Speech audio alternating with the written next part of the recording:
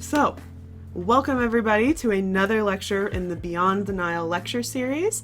I am very pleased to welcome our lovely friend Kelsie. Please note they use they them pronouns. Please be respectful in the chat. I don't really care though. I'm gonna make them. I'm gonna make them. That's just gonna happen. I study gender, and gender is complicated. So I know you are speaking to the absolute perfect person who knows everything, knows all his gender history. Would definitely be so chill. But I'm gonna make them. Kelsie completed their MA at Brandeis University in a joint program between the departments of Near Eastern and Judaic Studies and Women's Gender and Sexuality Studies.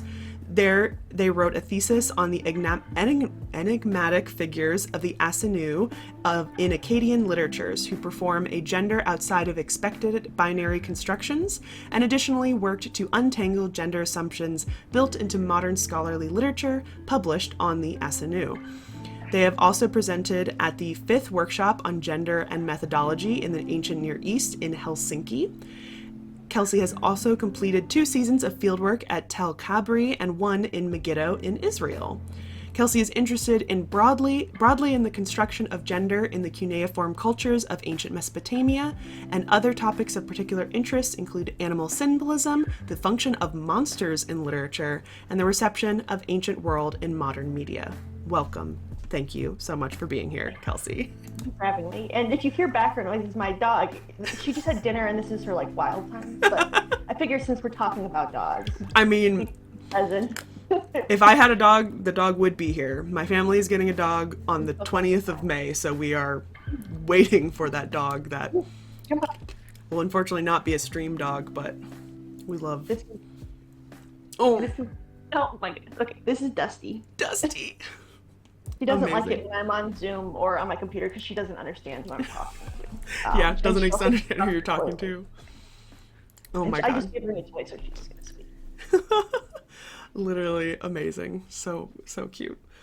So we're gonna make this pretty casual because there's lots of different things to talk about, and I mean, I did my thesis on ancient Egyptian dogs, so I definitely want to hear more about Mesopotamian dogs, but the kind of rough plan is Kelsie is gonna show us some images of dogs. We're gonna kind of chat about it from Mesopotamia area, and then I will show you guys some images of dogs from Egypt, and I have a couple notes, which I technically did my dog presentation as a lecture months ago, so for anybody who was there, this will be slightly repeated, but we're not going to go into the nitty-gritty of the art historical theory that I had to go into, which was a little bit boring, on the more boring side. So let me just give me 2 seconds to rearrange all of this, because this is gonna get interesting. Okay. So what I need is that to put there. Hi, Alexandria. I'm so glad you're pumped. I'm pumped as well. Hi. It's fun seeing her. I know, it's always fun. Okay, I think if I do, this is the problem, is that I have to figure out if I can do, you know what, I might have to just cover my own face for chat, so that. Oh, I hope that came up through on the microphone. Dusty just burped so loud. Leo used to do that all the time. My old dog was our little stream dog. And we loved Leo on here, and he would always come in to get treats and burp a lot, so that's definitely a common factor. Right after dinner is her crazy time, but in the next 10 minutes probably she'll settle down. She'll curl up in the chair over there. But right now she's just crazy.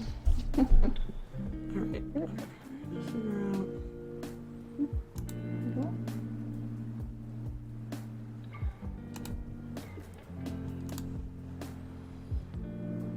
Oh my god.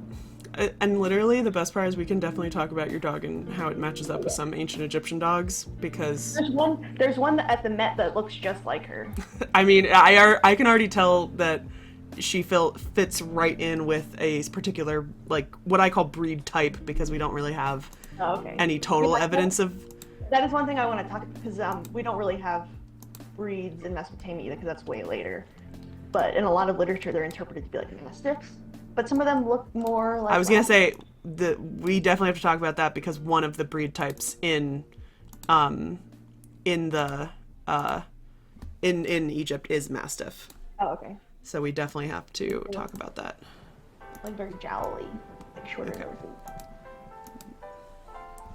This is Yeah, there's one toy. I bet it's in your PowerPoint. The toy.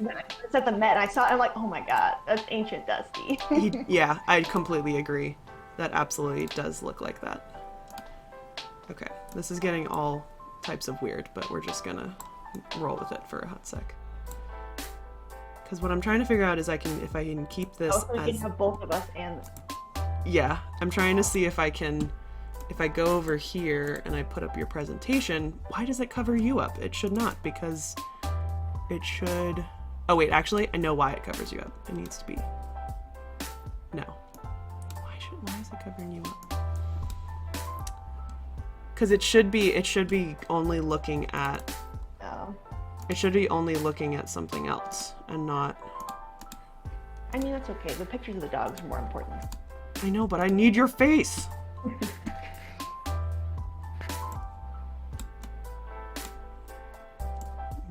This is when sometimes I'm like, oh crap, maybe 3 monitors would be okay.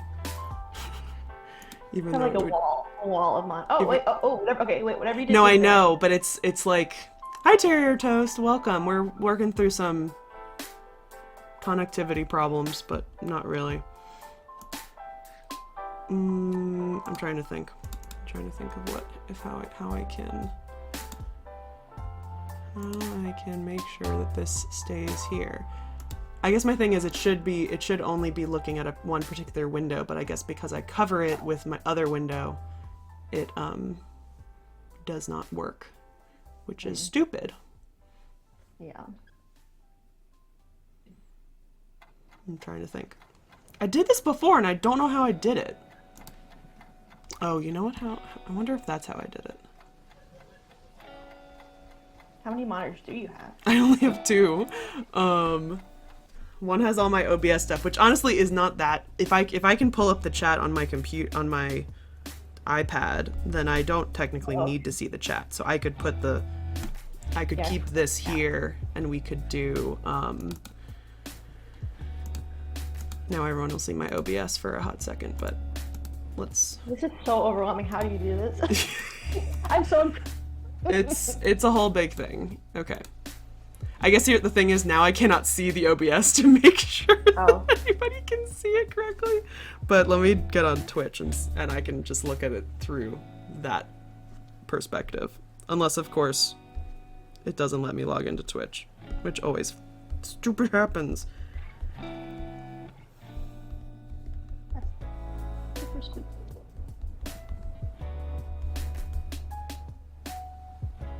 I think I just remembered how we did it before was that I shared the screen. And I'm wondering actually if... Okay, wait. Shared on Discord. Yeah, so I'm now wondering... No, because it's not an application, which is stupid. Damn. Whatever you did a second ago. I know, that's probably what we're gonna have to do, but I just have to log into Twitch so that I can actually see the chat. If I can remember my password, because that's, of course.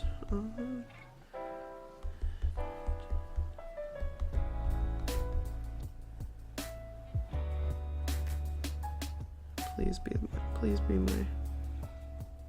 Okay. Now I have to quickly go... We've been having conversations about how authentication apps are literally... Or double authentication is literally my downfall. Oh, it's the worst. And it's literally my downfall, because no matter what... it just won't go. Okay, here we go. Switching to creator mode, show me my chat. I want to show the chat. I just want to see the chat and see what everything looks like. I love how it won't show me what everything looks like, but that's honestly fine. Watch. Let me just watch my channel. How about that? Go to my channel. You wanna watch yourself? I'm just gonna watch myself and just make sure. Oh, I gotta make sure this is on mute though. my channel.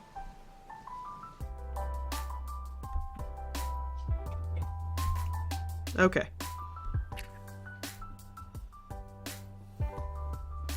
That looks good. We're gonna go with this. Okay, great.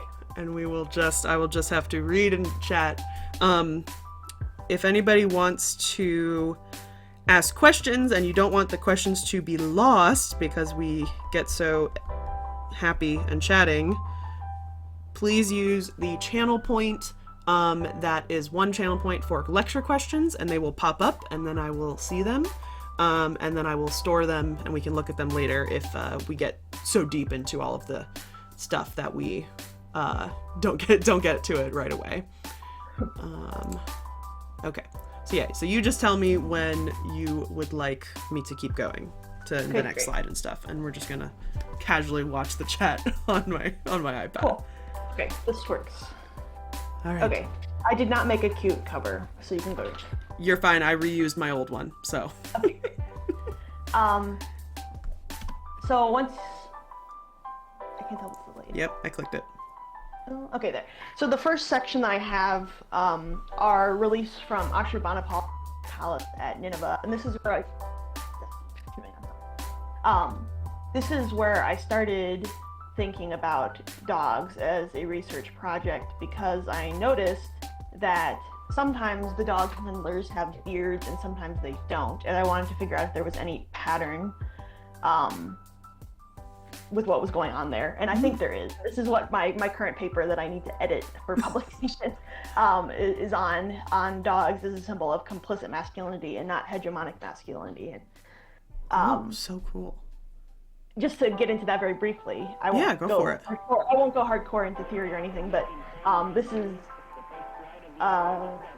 derived from Raewyn Connell's work on multiple masculinities, and basically she has more categories than what I use, but I'm talking about two categories of masculinity: hegemonic masculinity and complicit masculinity. And hegemonic masculinity, as implied by the name, is the masculinity that's considered to be the ideal in any society, and that looks differently depending on the context that we're talking about. But in the Neo-Assyrian period, where these reliefs are coming from, the king is framing himself as being the masculine hegemon. In text he says things like, "I'm the ideal man," or "That's eating notebooks." Be good, Des. So anyway, he's saying things that like, I'm a real man, an ideal man. And the same thing happens in modern media, where in the presentation that I did at the conference last summer, I used some advertisement for milk. It was for some like protein shake thing, and it was like, "Real men drink such and such protein shake," and this picture of this like muscular guy climbing a mountain. And so that's what hegemonic masculinity looks like in the modern period, sort of bearded, yeah, exactly, alpha male, sometimes bearded, but like always muscular, and athletic. But then on the other hand, complicit masculinity is masculinity that's not the same masculine performance as the hegemonic masculine performance, but serves to uphold it.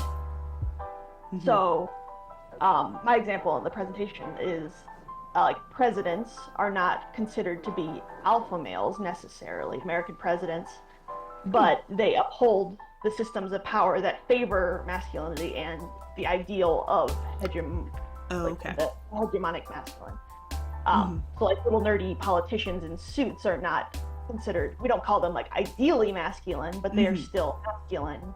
And through the military industrial complex and all that, they're upholding the symbols and performances that are hegemonically masculine. So anyway, so in Mesopotamian art, lions are very closely associated with the king and hegemonic masculinity, but I've found, and I'm arguing, that dogs are associated with complicit masculinity.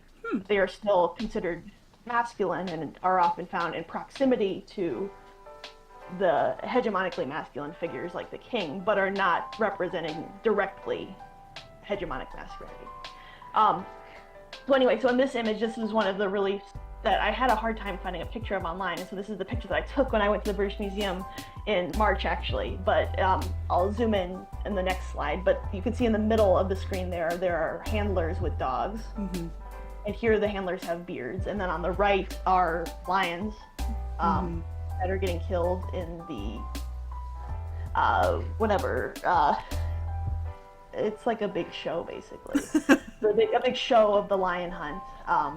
We've talked about this on my stream, how essentially lions were probably extinct in Egypt by the time of the Old Kingdom. And so, at least naturally, and like they probably had to just import them in. And so the likelihood of the lion hunt, which is a huge thing that pharaohs all the way up to like Amenhotep III and like the Ramses and stuff would kind of brag about. And we all kind of talked about how like, yeah, there's a high chance that like they either, one, there's like so many different options. One, the pharaoh didn't actually shoot the lion, somebody else shot the lion. Two, they brought the lion and then like put him in like a cage or something and then shot like or there was never a lion and they just said because they could. So we talked about that a lot. That's really interesting. Okay. I didn't know that they had that in Egyptian text as well. But so in the Mesopotamian text, I don't know if I have any pictures here, but they definitely were capturing lions and then bringing them to like a royal park, because we have images of the lions like in little cages. And there are texts about transporting lions from different places. And actually one of the interesting texts that has both lions and dogs is that there's this sick lioness who they're trying to transport to the palace. I guess it would be at Nineveh at this point. I don't remember the date. But there's this one royal employee who's so lion not eating that they try to feed her and a pig. And dogs and pigs, I'll talk about dogs and pigs being in parallel a little bit more later, but they show up. I also have a parallel of dogs and pigs. This is getting very weird that we like you have to remind me when I talk about dogs sitting under chairs to remind me about that theory about masculinity, because I think I have some also facts from Egypt about that too. Okay. All right, let's go to the zoomed in version. Yeah. Some of these dogs.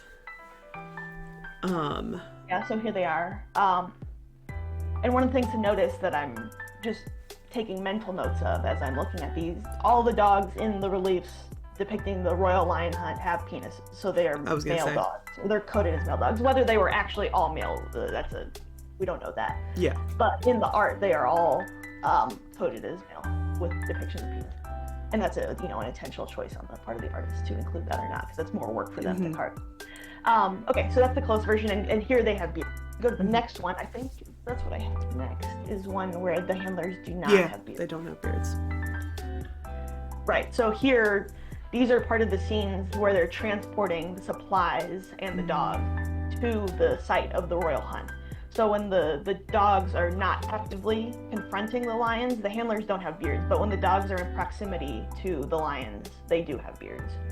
So that was the first thing I noticed that got me interested in dogs here, and I love these. I love the one on the right where the dog is like sniffing, really up in other dog's butt. And for those who don't recognize Assyrian art, are these all men or are these female? Because I'm not the people. Question. Yes, they are men.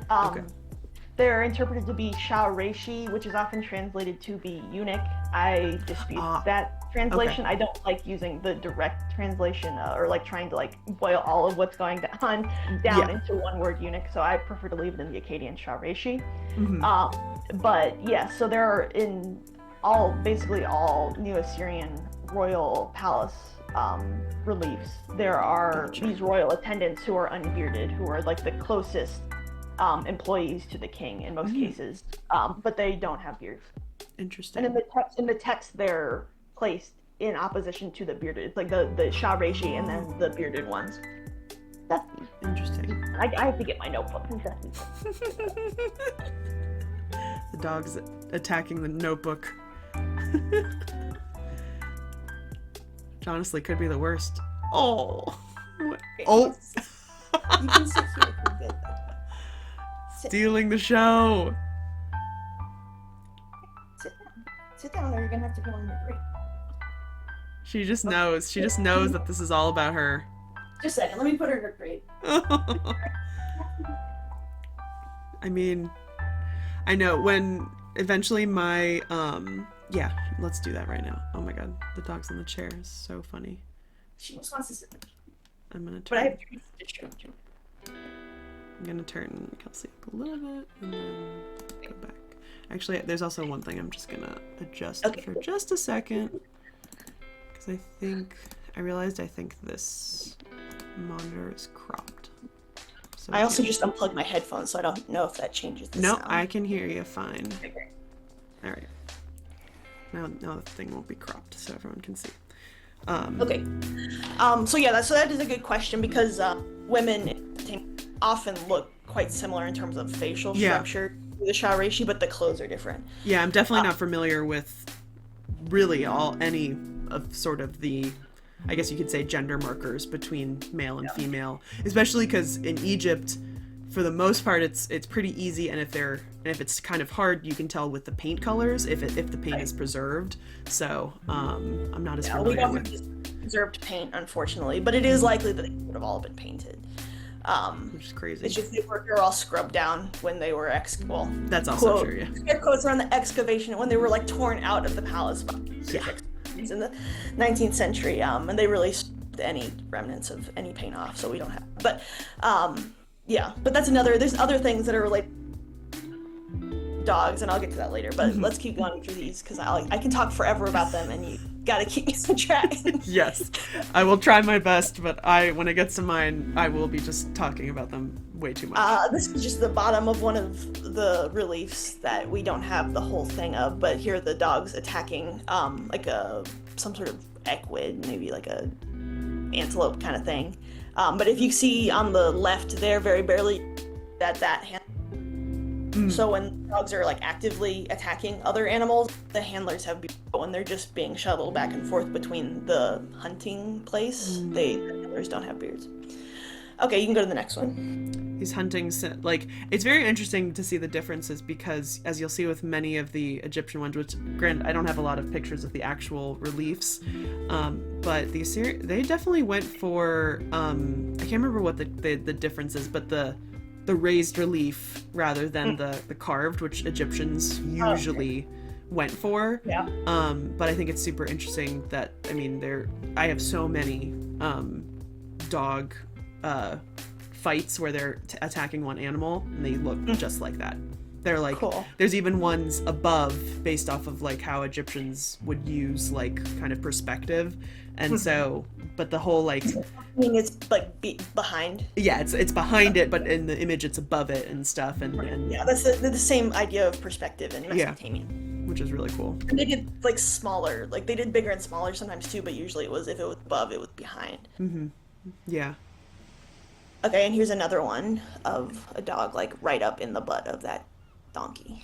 Yeah, and it's interesting. It has a frontal facing. Does Assyrian art have a lot of frontal facing stuff, or do they tend to go? Not really, especially in the Neo-Assyrian period, which is where most of these style reliefs come from. Everything basically all in profile, but there are some fun things. I don't have pictures of it here because it's not about dogs, but they play with sort of the boundaries of scenes where, like, if someone's dying, sometimes they're like hanging the edge of the thing. So it's not purely profile, Yeah. but mostly. I was gonna say, I think the only dogs that I've seen frontal have been in scenes like this, where they're biting, and it's usually they're standing and they're biting, and their head is kind of looking at you straight, Yeah. and it's usually like that. But I don't think I've seen any frontal dogs, at least in reliefs, that Yeah. are not fighting. Any that I think of that I'm going to show today, and I tried to do as much scraping and get all the ones that I could find. I'm sure I'm missing some, but yeah, there aren't any front portrayals of dogs that I can think of. But there's lots of I'll get to the figurines in a second, which are my favorite. Okay, if you go, well, let's finish up with the lion hunt because I want to get to the other thing too. Okay, these are my favorite artifact ever. Every time I search ancient dogs, even if it's ancient Egyptian dogs, these will always pop up. And I always have to correct myself and say, these aren't Egyptian. You can't put them in your corpus. But they always pop up. But yeah, they're my favorite. So these were found at Ashurbanipal's palace too. In the next slide, I have the relief that they were found under, but they were found in like a little carved like niche under some a relief of this like lion-headed guy, which are protective. But basically, based on the find spot of these and from other texts that I'll talk about in a minute, there's a lot of dog figurines that are buried like in thresholds of doors and in liminal spaces because they're acting guard dogs is the interpretation, which makes a lot of sense. But these in particular are my favorite because they have their names inscribed on them, and the names are so good. And the next dog I get, I'm gonna name Etatamlik Epushpaka because it's just a great name. Don't think bite. My favorite thing is someone posted about these on Instagram one time, and they had obviously just names from Wikipedia or somewhere, but they didn't copy the whole thing. So they just put that the dog's name was Don't Think. Oh, poor baby. But they're really cute. They're really small. I mean, they're like maybe 3 inches tall. Wow. They were smaller than I expected when I saw them in person. And they're kind of in like a sad kind of like low place at the British Museum. So they're really not like the center of that panel. I know. Other dog things on that panel too that I have pictures of. But they're kind of like in a little hidden away spot. But they're such little treasures. But they're cast in molds, so we don't have the molds of these figures, but obviously they're all from the same mold, but just different pigments added to them. And I'll show you some Babylonian like single face molds later that we do have examples of, like the actual mold itself. But I love that they are almost all different colors. Yeah. And you can't really tell from this picture, but the middle one in the back has like spots. Spots, yeah. And those are all, besides the kind of more turquoise pigment, which we obviously have in Egypt as like faience, all of those colors we have images of red dogs, we have images of spotted dogs, black dogs. I think out of all the names, the closest name is definitely actually the last one. We have something that is something, there's this word that whoever wrote this original paper couldn't really define, but the suspicion was that it might have meant bark. It might have meant his voice or something. And it is kind of, I don't think it's strong. I think it might be like loud or something like that, but it's very, very similar to that. Like that, like Danu, the word for, or Dananu, the full form of the word for strong is just Don. So like his name could be Dan. His name could be Dan. I've been wanting to name a future dog after one of the dog names that I have, but I need to find the perfect one that won't like weird out the vet, that's like easy to pronounce and sounds like, a lot of things is like very similar to what I'm with cuneiform, like these names are sentences, so like they're long half the time, and so it's like I need to find the perfect one that's like I can pretend it's a name and then just and then tell select people. Yeah. Okay, you can go to the next one, and this is where the figurines were found. Oh, under this. There was like, you can't in this picture because they don't have like the whole wall panel at the British Museum, but there's like a little niche underneath, and they were like hidden in there. And are these dog creatures? These are usually called or what is it? Or Makalu. I think that's not the right Akkadian word, but the lion. Yeah. Yeah, because the noses are shorter, and these look like the lion. So more lion humans. But they also have talons, it looks like. Yeah. As well. Interesting. They've got like 3 feet and little Oh, they do have 3 feet. Sometimes they have little tails.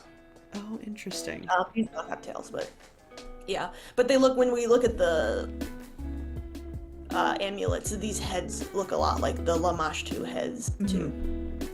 Anyway, I think it's just a fun fact that they were found. And these are like specifically usually in like thresholds or hallways. Like they're very much the dogs are also protective of liminal spaces, but these lion-headed guys are also protective of spaces. So double protection going on here in this hallway at Now, I'll talk about this when I talk about like my names, but do you have any suspicions that those dogs were, it sounds weird, real dogs, or That's a good question. More of a symbol? Yeah, I think maybe more of a symbol because we also have clay dog figurines with names on them being made in incantations to get rid of Lamashtu.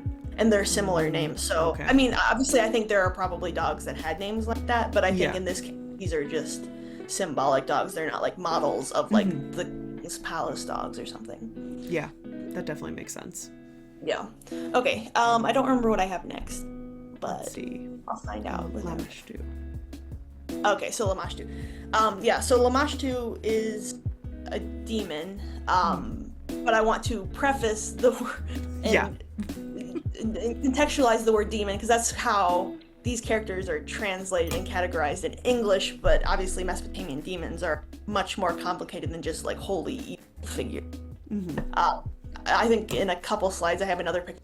Zeus is the one that people are familiar with, The Exorcist, but he's also in this plaque on the left. He's the one peeking over, but he has like a dog-like face. And sometimes like a scorpion tail or like little birdie feet. Wow. And he, because of the movie The Exorcist, gets a bad rap. But actually he's the nicer of the two, of the pair of Lamashtu and we don't have that many texts about Pazuzu.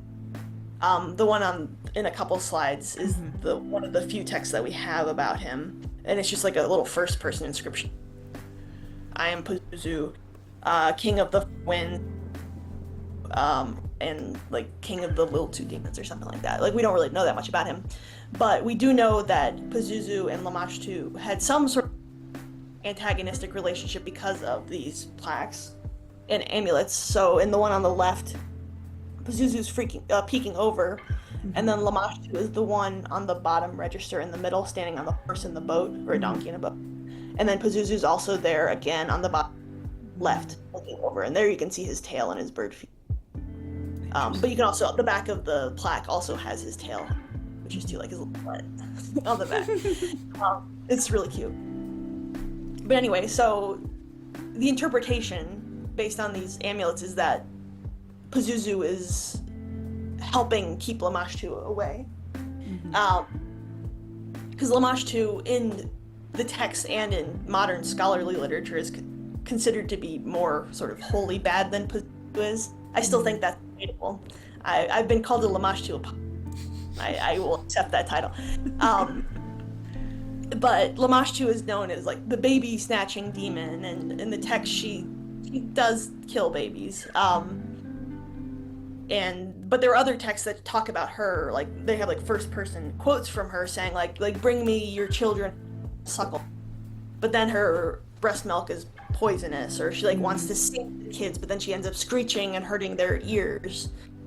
So my interpretation of her is that she doesn't necessarily mean to be harmful, but she still is harmful. But it's not. She doesn't have evil intention. She's just bad at being a mom, even though she wants to be one. And there's a couple like origin stories for her. One is that in both of them, she's the daughter of the god Anu. So she is something of a goddess. She's related. She's the daughter of a god. One of the stories is that she just starts talking about how she wants to drink blood, and Anu and the other gods are like, "Oh no, that here, you go away." And so she's thrown out. So just because she wants to drink blood and eat babies, I guess. But then the other one is that the gods like give her the job of causing trouble on purpose, so that she like neutralizes and like equilibrates the world. So she's evil with divine backing to, I guess, as a means of like population control or something, which is kind of messy. Interesting. It does make her herself less evil. She's either doing her job or she just, wants to eat babies. She doesn't mean to. But anyway, so in the amulets, she's sort of dog-like. Usually she has a lion head.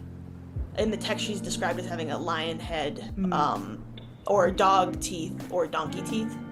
That's not clear from the amulets, like what kind of teeth she has, but usually a lion head. But it's specifically a maned lion head, which is what I think and is one of the things I'm writing about because like she's characterized as being imperfectly feminine, like exploded, but she doesn't do it correctly. So she has a male lion head, or she's trying to be a mother, but she's bad at it. And she breastfeeds, she tries to breastfeed human babies, but in the amulets, she's breastfeeding pigs and dogs. So in the one in the middle. Mm-hmm. And if you go to the next slide, there's a few more examples. The super interesting thing is, I mean, there's lots of, I'm very interested because there's so many Egyptian parallels to this. Like, I don't know if you, within your field, have this kind of phrase of the master of animals motif. Yeah. Yeah, Oh, and yeah. I mean that's exactly what this is. This is actually Yeah. the master of animals motif. And so the animals in the middle that are breastfeeding, are they dogs or are they pigs? Because I have a whole big thing about. Which one of you? Yeah, so the dog is on the right and the pig is Okay. on. Because there's a whole debate about a image of what people think is either a piglet or a baby dog, and I will show images of it, and it's funny because I'm like, they look very similar, and I understand that either of them could be a dog with a curly tail or a pig. Yeah. So it's usually, well, in this one you can tell by the feet. Like the pig has the pointier feet, Yeah. and the curlier tail, and the dog has the curlier tail, and the nose is, pigs usually have like point. Yeah, So and that's exactly how but yeah. that's exactly how people have determined the Egyptian image is based off of feet, which then there has been mistakenly redrawings where the feet are different, and it's a whole big thing. This one in the middle is a lot clearer. Like yeah. the top two are definitely dogs, and the bottom two are definitely pigs. That's what I actually just got a tattoo when I was in the UK. Oh, no way. The artist combined the middle, and the left. Amazing. Amulet. Oh my gosh, amazing. I'm a homage to Apollo. I don't think she means to be evil, and yes, she does bad things, but It also she reminds doesn't- me a lot of the goddess Sekhmet's, Yes. one of her stories with her love of drinking blood, and then they just dye it beer red so that she's chill. But I think the idea that Lamashtu isn't intentionally evil too is actually like scarier, and it gets at something more relatable and like the human condition too. Just like when we all live in a society, we all know that. When you live among other people and in relation with other people, however you act, whenever you act, you're going to cause unintentional harm on other people, and that's scary. And so I think my interpretation of the whole Lamashtu story is that it's scary to confront the unintentional harm that we cause other people sometimes. Yeah. Even if we don't mean to. Yeah. And I don't think Lamashtu means to, but she does kill babies. Oops, sorry. Yeah, anyway, big fan of Lamashtu. If we go to the next one, Pazuzu is here. Oh, sorry, I had text first. Sorry, I forgot about this. That's fine. I wanted to include some text too, since I know this was most art, but since I work on text primarily. No, go for it. These are two texts that mention dogs in the Lamashtu incantations. And if you want to read more about Lamashtu's incantations, you have to read Walter Farr's book that came out in 2014. He has the main edition out of instruction work to put together these fragmented tablets together into this series of texts that were put together in a canonical way in the first millennium. But anyway, so the first text is now. He translates the text, line 25 here is, you make her hold, her being Lamashtu here, you make her hold a dog. But the verb that is used is also the verb used in marriage, so I'm arguing that it's having to do with marriage. And because Lamashtu is imperfectly feminine, her husband should be perfectly masculine pair for her. So it would make total sense for it to be a dog, which is my... Definitely interesting. And it fits into the idea of dogs as being complicitly masculine too, because part of complicit masculinity is enforcing the boundaries between genders, because having rigid boundaries between genders obviously then creates a system that favors the hegemonic masculine. And so it would make sense for dogs to also be policing a creature like Lamashtu that is not gendered in a normative way, and is in fact monstrously feminine. Yeah. Feminine, but in the wrong way. Interesting. And then the second text on the bottom right here is a ritual where you make clay dogs and write their name and Oh my bury gosh. them on the threshold, which is what we were talking about, the That's other dog crazy. experience. these are not the same names as the ones the ones found at Nineveh, but they're similar, and so it seems that there is definitely something going on here. Actually, one of them is the same. The don't think bite. Oh, is, yeah. Barber translates it as without hesitation use your muzzle, but it's the same name. Yeah. Which is interesting. But yeah, so obviously there's some sort of, whether the ones at Ashurbanipal's palace were intending to keep Lamashtu away is not clear, but we have texts about dogs keeping Lamashtu away too, which are so fun. Do you know how many of those dog statues have been found? Because Just the ones. Yeah. Really? Yeah. It would be great if we had more examples. It's just and, like, amazing. If we had those exact names together. Yeah. Then it would be good evidence that someone had performed this, at least part of that ritual. Yeah. But yeah, no, we just have the ones from Nineveh. It's weirdly just like so interesting thinking about ancient Egyptian texts and stuff, and about how I think we do have a good amount of ancient Egyptian texts, but they are very limited to one part of life. Like, right. I know the big meme now is the cuneiform tablet about the guy getting his copper. Oh yeah. Yeah. Substandard copper. Yeah. But it's something that like that we don't have things really like that. Like we do get the rare, like especially with how long ancient Egyptian history is, we have remnants of the pyramid workers, like dockets and stuff, and like we my favorite have early strike. At the Valley of the Kings. Yeah, I mean, we have divorces from Deir el-Bahri. We have really weird graffiti and stuff. But like, because I think it's honestly because they didn't really have a system set up for, I don't know, for things kind of like this, like to kind of have a lot of rituals written down, and it also could be said that like a lot of Egyptian rituals were just passed down and were all verbal. The writing medium too, like clay. That is true. Clay holds up really well, especially Absolutely. if it's fire. Clay is practically indestructible. I mean, yeah. But if you write papyrus or something, like it's luck of it whether it's preserved or not. Definitely. But I think it's amazing that you have this text and then also have the evidence of somebody making this, not via this exact text, but that's like crazy to me. Yeah, that's like my favorite, and it just really like it makes it seem super real. Like, well, it does. I mean, this definitely gives you better evidence that, like, so I'll talk about this more with the dog names, but like my kind of one of my many conclusions that I made with my thesis was that if a dog has a name, the likelihood of it depicting a real dog is higher.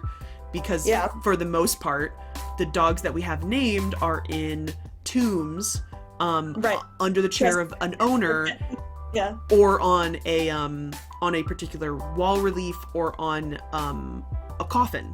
So like the likelihood, you're like, okay, well, somebody took the time to come up with a name, and so it kind of makes sense. But I think we don't have enough evidence. We don't have somebody writing, my perfect dog, I've named you this. It's just the name is above it, just a label, essentially. And so I think it's just amazing that like you have this straight up evidence that like it indicates that dogs might have been named and that these are some examples, but that this is a kind of more ritualistic process, which is just really cool. Yeah, especially since one of them is specifically referring to the daughter of Anu. Lamashtu. I think these are probably not real names. But I mean, maybe someone saw that, like some person did this ritual and then was like, oh, that's a good. Overthrow the Wicked One. That's a really good one. Yeah. These are some good. Honestly, there are some really bad Egyptian dog names. These are actually pretty good. I can't wait. Okay, you can go to the next. I think the next one is Zuzu then. I definitely put a picture of There's Zuzu. one more text. Oh, okay. And this is one. I'll talk more about Gula, but. The goddess Gula is a healing goddess, and her like symbol is dogs, and she's very closely associated with dogs. She's one of my favorites. Cool. But this is another text that's not part of the canonical series text, but it's specifically connecting the dogs that are keeping Lamashtu away with the goddess Gula, the healing goddess. And here they're saying that we'll will be your targets of breastfeeding rather than human children, but also Gotcha. we're gonna attack you. You're not so good, but yeah, I just like that text because it directly connects them with Google. All right, I'm not sure what order I put things in. That's okay. I think Pazuzu is next though. Yeah. Oh yes, okay. I already talked about Pazuzu, but I just wanted to show pictures of him. Most of the archaeological evidence, like I said, these head amulets, and whether they were worn on someone's body or like hung up on a wall, we don't really. But it is more evidence that Pazuzu is not such a bad guy, because why would you have an amulet or something if just evil and gonna get you? Very true. And he was protective. And the one on the left is the one that the statue in The Exorcist is based on. In the movie, like, you know, like human-sized or bigger, but in reality, this is like, I don't know, like 6 inches taller. So I have I have a copy. We always love a show and tell. It's not exactly. This is more based on the one in the movie, but That's amazing. But it's modeled on the one at the Louvre. That's so But this cool. is about how big it is in real life. And then the one on the right there at the OI, or I guess what was formerly known as the OI. Formerly known as the OI. Yeah. I need to. I obviously made this, I copied and pasted some of these pictures from the PowerPoint, but obviously I made it for the Institute for Ancient Cultures. I had to look it up the other day and I can't remember now, but yeah, I think it's the ISAE Institute for the Study of Ancient. Yeah. or EA. Anyway, better name. But that one's really small. It's like 2 inches tall, and it's just a cute little Pazuzu. But Pazuzu also is maybe dog-like. His face is a little doggy, not clear. But I wanted to include him too, since we talked about Lamash too. Yeah. And the one on the left is the one that has the first person inscription on the back on the wings that says, "I am Pazuzu, son of Hanbu, king of the forms." Very cool. I love this guy. This is another one that always He's popped up on my Google searches for ancient dogs, looking for pictures and stuff. yeah, this one's one of my favorites, and it was one of the like harder texts that I translated in my Sumerian class. I don't remember all of it. And it also, this is good evidence for the rotation of the cuneiform script in the second millennium, because obviously the statue has to sit like this, like there's a base and it has to sit like this. Yeah. The cuneiform is oriented in a way that is not the same as it's 90 degrees. Oh. Clockwise? Yeah, clockwise. Then it rotates by the middle of the millennium. It rotates 90 degrees counterclockwise. So like Hammurabi's code, actually, it's written when you, like, as a Syriologist is reading it, we're trained to in the first millennium orientation. So if you go to a museum with cuneiform texts and you notice people trying to read them, you can tell if they have actually studied ed. Oh They're my looking goodness. at millennium or earlier texts, because like I like to read this, I would have to read it that way, 'cause the way I learned the signs. Interesting. But and also it has something to do with ergonomics too, because like it's like most people are right-handed biologically, genetically or whatever. Yeah. Most people are right-handed. So if you're writing down, if you're writing top down, right to left, it's more likely to smudge than if you write True. from left to right. So anyway, during the second millennium, everything gets, but this dog is that because it has to sit like that, but the text is rotated. Anyway, so the text says, I forget exactly, but it mentions Gula at the top, Nin Isin Ki Na, so the lady of the place of Isin, and her temple is at Isin, so she's all Isina, the lady of Isin. But so, I don't know, so he's not knowing anything about this, what would you imagine that? I don't know. It's very interesting. I'm trying to figure out why like there's like the pot behind it. Right. Like I guess it's like I guess in my ancient Egyptian thing, it's like so there's this spoon at the Brooklyn Museum that looks like a pomegranate, but it has like a lid, and so like in my head it's like there would have been a better way to construct this, that it would have a full lid rather than just having this random shape behind it, kind of. Well, this is another reason I like this text so much. Text talks about what it That's even the that's so line cool. 10 and 11, or so dog, ziki, something like so that's a type of plant, Uh-huh. and something of I think gala is like healing. So the plant of healing, and then they actually accidentally have utu there twice, and then now tila, which is like life.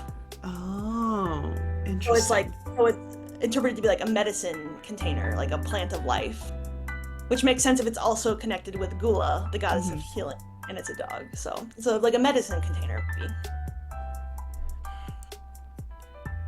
Perfect. That is very, very cool. Just an It's just FYI, sometimes you cut out, and I don't know that's if your mic is maxing out, but we will. If I might just ask you to repeat some stuff if you cut out. I might switch back to head. So. Yeah, let's check the headphones. Yeah, I'm actually gonna check one thing because I gotta make this. All right, we're gonna do that so that. Sorry, we've had a lot of technical difficulties, so we're working through it. And I'm watching my stream on my iPad, so. Okay. I don't remember what I had after that. Okay, let's. I would start getting into Sumerian proverbs. But we thank can you, go Arctic Wixie, for letting me know. Yeah, I'm trying to. If it's really bad, let me know and I can try something. No, I think it sounds already better, so let's Maybe it was. keep on going. So of course I had to mention the dog joke that everyone knows about now. There's a And dog I joke? I don't know this dog joke. This was like a meme. I'm so excited. It was popular like last summer, but yeah, it's like the first recorded like someone walks into a bar joke.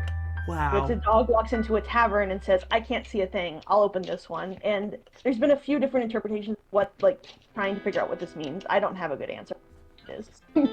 I don't know why it's funny. Apparently, it's supposed to be funny. That's so funny. There's a couple things about how it might have to do with like prostitution, because people have made the argument that taverns are associated with sex work, and that is true to an extent, but it's not. Like, Yeah. I think in a lot of literature, there's this assumption that like, yeah, in the third millennium are like really seedy and stuff, when that's not definitely not the case. So someone interpreted this to maybe have to do with prostitution. Interesting. And like, so the dog can't see one, and then the verb to like open could maybe be sexual. I'm not sure. I'm not convinced. But that was one person's. I can understand, but it's also so vague that like there's so many different possibilities. I would rather go with. I don't know why this is funny, but evidently ancient Mesopotamians thought it was a good one. They wrote it down. I mean, the dog entered a tavern already is funny, and that's probably just completely based off of the. Yeah. It's like this. It's like, what is it? The joke that's not a very much anti-joke. It's like a seal walks into a bar. It says "ouch" or something weird. Like. I mean, already that's funny to me. And especially honestly, I can't see a thing is hysterical because I can just picture a dog not jumping up on the bar and just like can't see anything. So. Oh, that's true. That's true. Maybe that's it. Like the dog's too short. Yeah. But I don't know what the open part would be, unless of course in my mind I'm thinking with opening their eyes, like the dog walks in and his eyes are closed. That very well. I mean, in my mind, I only can think of like it's very hard for me to picture what like a Assyrian tavern would be. So in my mind, it's a Wild West tavern. So all I can think of is like the swinging doors, and I'm just like, oh, I'll just open it. But I'm like, that's obviously not what it is, Melissa. Take that image out of your head. I don't know. Your guess is as good as mine, though. I really don't know about it. Where is that? Do you know where that is found? Like I see the seals here. Like, do you know where that? These are school tablets, actually. Okay. I don't remember exactly. Those are the one on the top is it's the one. I think it's the next one. The dog was just played with turned into a puppy. That's down. So these are like where scribal students, the kids who are practicing to be scribes would practice tablets. So they would write proverbs because they were well-known things that were, just a few signs, easy to write. But that one I don't remember exactly. I'm pretty sure it was also on one of these school tablets, but That's so interesting. But yeah, so the next one is the one on top here in the picture. The dog, which is played with, turns into a puppy, which is really cute because of course all dogs are puppies. Of course, all dogs are puppies. And like these are just really relatable. The dog understands take it, but does not understand down. The definition of my dog Dusty. When a dog snarls, throw a morsel at its mouth. Things don't change. The Yeah. dog recognizes a man who loves him as the dog is judge, so its tail acts as commissioner. So the dog's tails give away. Amazing. The next one is just hilarious. The dog gnawing on a bone says to it, "Going to hurt you." This is going to hurt you. Wow. That's Things don't change. no. Control the dog would love the puppy. The dog has been taught to pay attention as long as he pays attention. And in a city with no dogs, the fox is boss. And there's dogs and foxes are common characters. Proverbs. This is wolves way too. this is way better than ancient Egyptian texts about dogs. Mine are so bad in comparison. I would take these proverbs over the I have only 4 texts for dogs. But I would take a short proverb. But there are barely any texts about cats though, so Oh my god, can we have a whole conversation about cats? Because I would love to at the end of this. yeah. 'Cause If you go to the next one, there's one more longer proverb, which I think is just really, it's not very nice. But Oh, no. it's cute with how it personifies. Okay, yeah. So a dog entered a warehouse. The merchant flag with the wooden door. Well, that's not very nice. Get out of here. The dog questioned his tail. Is there something behind me? Those things which make you happy. It was told, right? And he's talking to his tail. Well, then let me go back again tonight. Upon his again broke. Nice. He dragged his tail and sat in the street. A second time he questioned his tail. Did the just come out in from Did the bolt just come out from in front of you like before? Like he's not recognizing. Wow. It's sad, but I like how he's talking to his tail. That's And I like first person texts where the animals are talking. Yeah. Of course we do that still. I only potentially have one. And it's not unfortunately it's at the very end of a very broken piece of text, so it's not totally confirmed if it's the dog talking or the narrator talking. Oh, we can imagine. And then on the right here are 2 examples. Well, there are several examples of these are bricks with inscriptions stamped into them. Mm-hmm. Obviously, if you've watched my channel before, you know that most clay tablets are written with a stylus, but if they were repeating the same inscription over and over, like on a brick for construction, they would use a stamp. But we have several examples of these stamped bricks with dog prints on them because they laid them out to dry and then a dog got into them. So cute. I know that I know when I learned about this in Roman tiles that there is I think there was a theory that yes, there are images of cats or other animals walking on the tiles, but then there is also evidence that they made little cat footprint stamps and then started purposefully doing it because it became their sort of almost symbol. And I don't know any evidence of this, but it's very interesting to think that they would just turn that quickly. They see a dog accidentally walk over it and they're like, huh. I had no idea about that. That's amazing. Yeah, and it was something that it was said in passing when we talked about when we were excavating in Rome. We found so many roof tile, and essentially we found so much of it that we reburied all of the undiagnostic stuff because we just don't have a place to store it. But every single one was turned over to try to see if it had any sort of label or footprint or anything. And so somebody told me that, and I was like, that's hysterical. And I was like, but how can you tell the difference? And it's sometimes it's really obvious that it's the exact same foot and the exact same pressure, and it's just over and over again. Yeah, these are definitely not stamps. You can tell, that especially that one on the top, you can see the 1 foot. And usually their back feet are a little smaller, so you can see the front 2 feet and the back 2. Yeah, or maybe that was 2 different dogs on it. Yeah, who knows? But yeah, super cute. So cute. All right, I don't remember what I have now. Oh, we get into Google. Yeah, so these are 2 examples of Kuduru stones, which are boundary stones to mark out plots of land or bigger territory owned by the state, early state. But they often just have a lot of different representations of gods on them. And so Gula is often on them. Here, she's on the one on the left, the one with the dog sitting under. She's again there on the right. But she's often on these with her little doggy with her. And there's also a turtle. Yeah. On the one on the is left. that a turtle? Oh my god. It doesn't really look like a turtle, but it's kind of cute. The one on the next slide, if you go to that one, is a better turtle. Better turtle. Oh, I see the turtle. Oh yes, that's a much better that turtle. That one looks more like a sea turtle on top there. And Yeah. dog directly under it next to a scorpion. That one we actually have. Whoop, sorry. I get to see. Oh, Repeat that sentence. oh, okay. The Kuduro stone on the left here is Middle Babylonian, and we have I forget what king, Enlil something, or no, Marduk something. I don't remember what king is for. But we have a copy of it at the Kelsie Museum of Archaeology here at Michigan, which was not named after me. They spelled it wrong. But I was like, whenever both classes that I've taught during my program, we've taken tours of the museum, and so I like to point out the turtle and the dog to my students. Yeah. And then here's another dog on the right.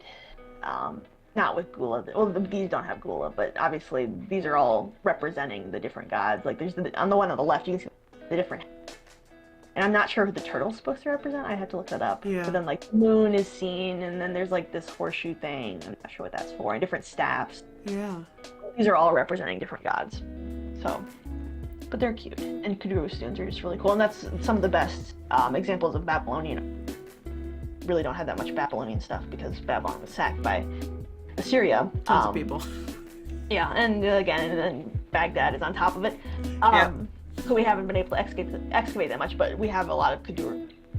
They are sort of our best representation of Babylonian art. All right. I don't remember what I have. Oh, okay. More Gula. This is just a really cute text about Gula that describes her as being like surrounded by puppies. Her puppies huddled against each other. So sweet. But there's other texts that talk about people coming to Gula if they were bitten by a dog. Generally sick, they'll go to Gula and be licked by dogs to be healed. And like that sounds way better than a modern hospital. I would like to go be licked by dogs than to go get shots and stuff. Yeah. That's so interesting. And on top there is a cylinder seal with Gula on it again. Like the sort of generic pose that she's in is her seated with her special hat on, and then a dog sitting next to her. But then on the one below it is standing up with the dog facing some guy with a beard on the left. Very cool. Yeah. All right. Okay, now we get into the mold. Oh, it's a mold.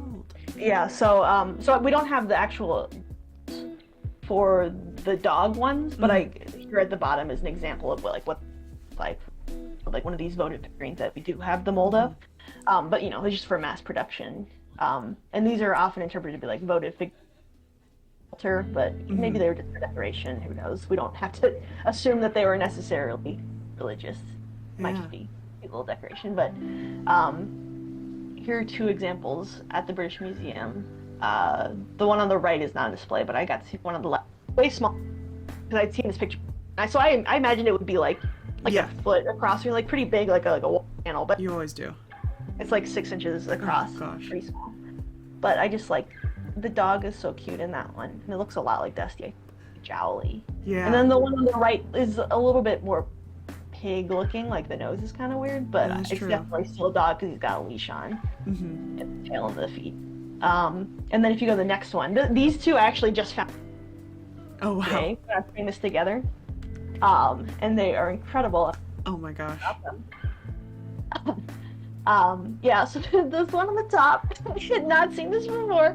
But one of my colleagues had tweeted about it in a thread on dogs and art, and I was like. And it has a pig too, but apparently it's this guy playing a little lute, pooping, and the pig is eating the poop, but then there's a dog in front of him. What? And it looks like there's something, it almost looked like there's something in the guy's lap too. Maybe. Something small. Yeah. That the dog is like trying to eat or something. Yeah, I don't know. I don't know anything about this. I just saw, and since I was talking about other It's crazy. Others of these molded plaques. I had to show this because it's just so really ridiculous. And then the one on the bottom here is maybe a dog, maybe a lioness. Oh, I can see it. Yeah. But it could also be a dog. But you know, breastfeeding all these puppies, which is really cute. They have two examples of those at the ISAC. So obviously the mold is out there somewhere, and they were making it more than once, but we only have the two examples of it, not the mold. Yeah. The one is the guy playing the like lyre and pooping. It's funny. I know. It is So weird. It makes me think these are like little jokey decorations. They're like little gifts to give. Well, someone. it looks Like a gag gift that you would give your buddy on his birthday. Like it looks very similar to what I just generally called weird animal ostraca. yeah. Because I mean, the dogs aren't typically the feature. They're on a lot of ostraca, and there are a couple in my corpus, but often it's usually cats and mice are on the weird animal ostraca. Oh, okay. Yeah. Because I actually am going to do a TikTok about it because somebody asked me, where There's, like, essentially usually what happens is that it's a role reversal where the cat or the mouse will be the pharaoh and sitting in like a big chair, and the cats will be its servants, and it's all kind of, and there's also one of I think it's a cat, a goat-ish, could be an ibex or something with horns, and like maybe a pig, and they're all drinking. It actually looks very similar to wow. you know the cylinder seal with all the straws going in the one. Oh yeah. I think they're all. I think they all are sitting and.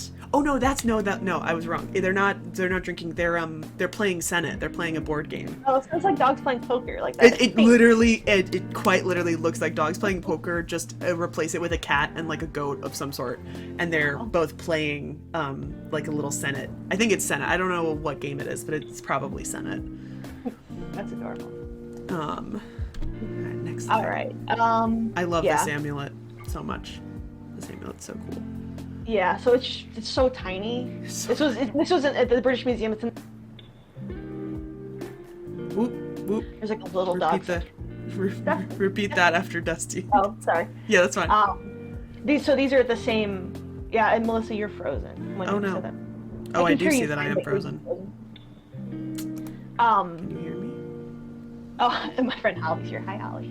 I've never played Senate, so I have a set, but I've never played it. I've never had my camera freeze on me like that.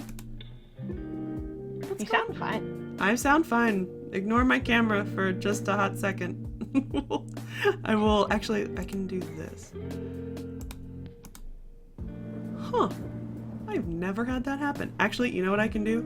I can do something. I can figure out something. Keep talking. And Okay. well, actually, no. I have the thing up. So, give me 1 second. I have a second camera. I'm just gonna use my second camera. There I am. And I just gotta move it to this monitor so that I'm There you facing. There we go. Different angle. I know it's on my other monitor and it's less good quality, but there we go. I'm here. Okay, so back. Yeah, so this is in the same panel at the British Museum as the dog figurines from Nineveh. There's like a little section on dogs. That's cool. But I hadn't seen these before, but the one on the left, Stumpy. Wait, no, repeat that, sorry. Oh, sorry. That's fine. On the left is like a bronze figurine of this little stumpy, chunky guy with his little stumpy, chunky dog, which is really cute. And then to the right is this tiny little of a dog that's so cute and so perfect. And like the figurine itself, like the figure, like on the left is like maybe 3 inches tall. Yeah. So just imagine that in scale with the tiny little amulet. It's real small. this one looks like this. I love how it's like they did pretty good on the body of it to see like the muscles, and they kind of give up on the legs. Little noodle legs. they full gave up on the legs. It kind of works though. Yeah. All right. And then we're getting to the end. I can speed through these. Also, there is a game, if anybody's interested in playing Senate, there is a game on Steam called Senate. It's really cheap. It's like $1 or something. And I have played it, and if you are my friend on Steam, we can play it together. And it is fun. So, I'll have to do a lecture on Senate. Okay, excellent. And there's the other game too, like the Jackal. Yeah, there's unfortunately, Senate's the only one that we have a good kind of understanding of what the gameplay is, although there are 2 scholars who keep arguing back and forth about the rules. Thank you so much. I can't see it because I'm on my... we gotta wait for the delay. Thank you so much. Morehouse Hacks for the follow. Welcome. There's a couple games. There's Senate. There's Mehen. I'm also doing a TikTok video about that, so check out my TikTok in a couple weeks. Mehen, which is also the game of the snake. It's essentially a big spiral snake. Snakes and ladders? Well, I'm not even joking. That's the best way to describe Senate. Senate is essentially, it's snakes and ladders, or shoots and ladders with like a ritualistic element to it and stuff. But yeah, the very basics is that you go down the line, and if you land on one certain square, you'll get sent back up. It's a very basic shoots and ladders. Cool. But then there's also Hounds and Jackals, which also has multiple different names, because mostly it's called Hounds and Jackals because it has little hounds and jackals as the pieces. And then there's also the game of 21 squares, which is also Near Eastern and was brought over to Egypt. Yeah, that has a similar, the royal game of also called the game of 21 squares. And often that one became so popular that Senate would be on one side of the board and the royal game of would be on the other side. So we have lots of Oh, so it's just like the little like combo chess checkers. Yeah, it's literally a combo chess checkers. Absolutely. Because again, I think the rules for the royal game of are very similar to Senate. It's just there's a limited amount of squares. Right. That's so great. Okay, I can't wait. Oh my goodness, what's going on? Morehouse Hack, thank you for raiding with Party of 3. Welcome. What does that mean? Essentially, after you finish a Twitch stream, if you want to send your viewers to somebody else, you come in and raid, and you can go and do stuff. So less pleasant than it is. Yeah, it does. It does sound like a raiding party is coming and attacking you, but they're not. So. Right. Okay, so keep going. Okay. So this one is not the best preserved stela that we have, but there's a drawing. Sorry. No, I got it. I'm back on there. So the drawing on the top there is, if you zoom in, like thing I want is that these are vultures eating dead bodies. There's also a dog here, and the dog has a collar on, which is very interesting because there's text associated, and there's a lot being this uncleanliness, which is, there are stray dogs and wild dogs around too, and so it would make sense for them to be associated with cleanliness, and their association with pigs too is also something that people write about as being like, oh, they're just impure beings and all that, but it's obviously complicated. But here is a dog eating dead bodies, along with the vultures. But the dog has a collar on. Yeah, we do have one Egyptian text within. I think it's the Tale of Two Brothers, which is essentially like a story about a scandal where like the wife of one brother tries to romance the other brother, and then the other brother finds out and he's like gonna try to kill him, and he escapes, and he tells him, he's like, hey, your wife kind of tried to woo me. And so the literal statement of the rest is that he like goes home like forlorn, and then he throws his wife to the dogs. Like it's the only that, and that's one of the only evidence we have of the potential of either people getting eaten by dogs or that there were ravaged packs of wild dogs or both. And then there is slight rumor that the people of Amarna would eat dogs, but that's also contested because it's not very clear. I think they found a giant pile of dog bones, or what they thought were dog bones, and they thought that they ate them, but I don't think we have any textual stuff to back that up. Well, at Ashkelon in Israel, there's a whole like mass grave of like 30 something dogs. Oh wow. Mostly puppies too. It's like 20 of them are puppies. Wow. And we just don't know what's going on. Yeah. There's this paper writing about it, and like for the most part the paper's okay, but then the author says something like, well, it's not like they've been around long enough to have an emotional and I'm like, you just admitted in a paper that you hate puppies. Not good. No, bad news. Absolutely not good. I love puppies. Okay, you can go to the next slide. Yeah. So this is like, if you search like earliest cuneiform tablet, this is the pictures that always comes up is at the Met.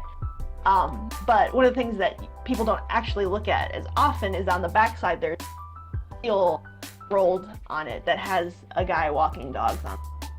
That's so cool.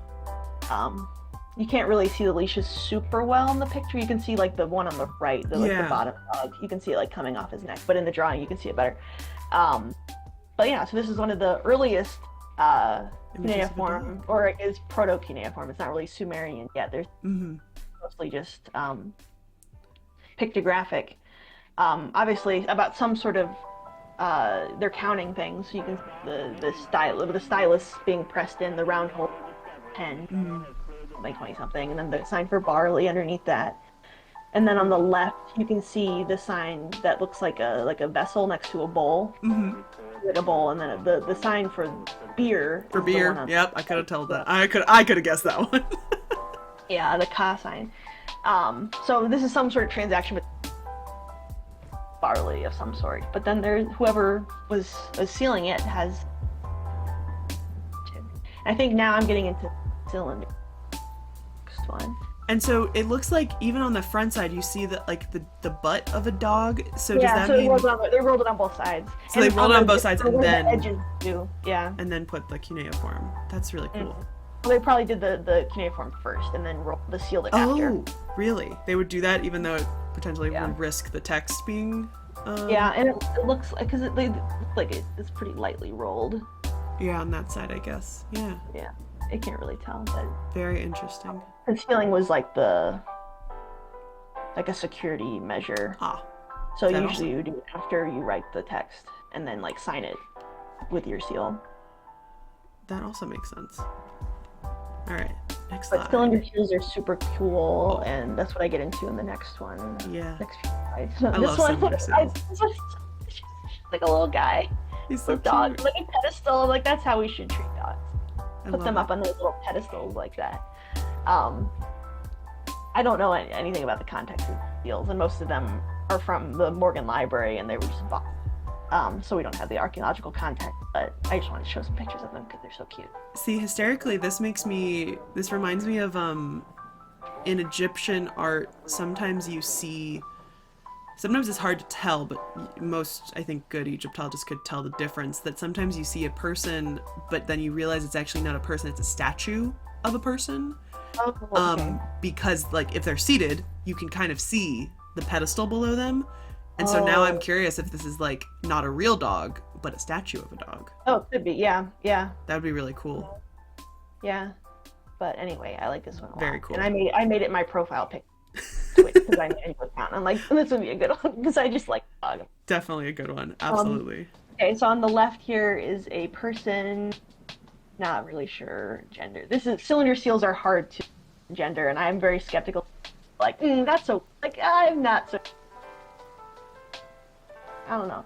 Yeah. But there's a dog with like a little leash on. The leash is going like straight up, but he's got the collar on for sure. Yeah. And then on the right here is Gula again. You can see her little chair with the dog under, and then there's the maybe Anzud bird, little winged lion guy, and then some sort of maybe Ninurta, or I don't know. It's hard. Sorry, repeat that. Oh, sorry. It's okay. I moved my microphone here. It's hard to tell like which god exactly is being depicted or which character is being depicted in seals a lot because the iconography isn't always like clearly. Yeah, it's got to be really tiny. Yeah, and these seals are like literally like they're like wine cork size, so they're tiny. Yeah. The detail, even here is there's insane. a theory that people who are nearsighted would be in charge of carving cylinder seals because they were good at close. And I like that theory a lot. That's a really great theory. Yeah, so anyway, so here's Gula again, and Gula shows up and just sitting down with her little doggy. Her little dog. I love it. I love that.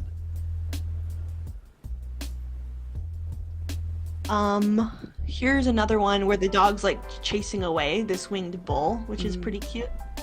So like these are where we're getting into like the contest scenes or like the master of animals, like what you're talking about. I have a few more animals in a couple slides because I have a couple slides about non-dog animals, just some of my favorite highlights.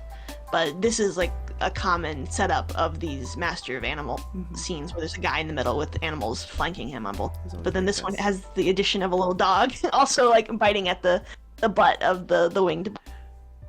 I wonder if that's because they didn't center it perfectly, and so there was going to be that gap no matter what. Yeah. So they thought, Well, especially this one. Let's see what period. This is New Assyrian. Um, there's one period I'm forgetting. I don't really do cylinder seals primary. I just like write about them. But especially later, or maybe this is New Assyrian, so maybe it's before. So maybe it's like the end of the second millennium or something. They really hate like any empty space. So, like so you can see it in the next. They hate like any empty space in cylinder seals. So they just like fill it as much as possible. And so the one at the bottom is not the best picture in the world, but it's the only picture that the Princeton museum had. But it's just a bunch of dogs. It's just 3 rows of dogs over and over and over. And in a couple slides, I have my favorite cylinder seal, the best cylinder seal I've ever seen. It's just a bunch of pigs over and over, and that one's very clear. That's funny. And then here are 3 just miscellaneous figurine statues that I've seen online. I don't know anything about the context of these, but these are some of the ones that show up if you Google like Mesopotamian dogs. But again, I don't know anything about them. I should include them. The one on the left is really cute, just a little bearded guy and his little pet. Like, it's so cute. I love that one. That one's very cute. His little handout. The one in the middle is so interesting. I'm wondering what is that copper or something? It's like it may be bronze. It's probably bronze, but I've just never seen bronze so color. shiny in those little people. Maybe it's been polished, probably. Yeah, not sure. All right. Oh yeah, we love it. Okay, so then the last few slides are just some of my favorite depictions of animals on dog animals, and of course I had to talk about the bull lyre. I have a whole video on this, and so if anyone wants to learn more about the bull lyres, there's 4 of them from Ur. I've seen 3 of them in person now. Just need to. Where's the 4th one? At the Iraq Museum. Oh, there you go. Gotta get to it. It's the golden one. And actually, I haven't been able to track down the most recent information about it. Apparently, it was taken at some point, but then given back. So I'm not sure if it's actually on display. But I should text my friend. I need pictures. But anyway, so this is the one that's at the Penn Museum. Yep, I've seen this one in person. It's known as the King's Lyre. But most people know the face, the cute golden face with the lapis lazuli beard, which is adorable. My favorite part is the inlaid illustration on the front.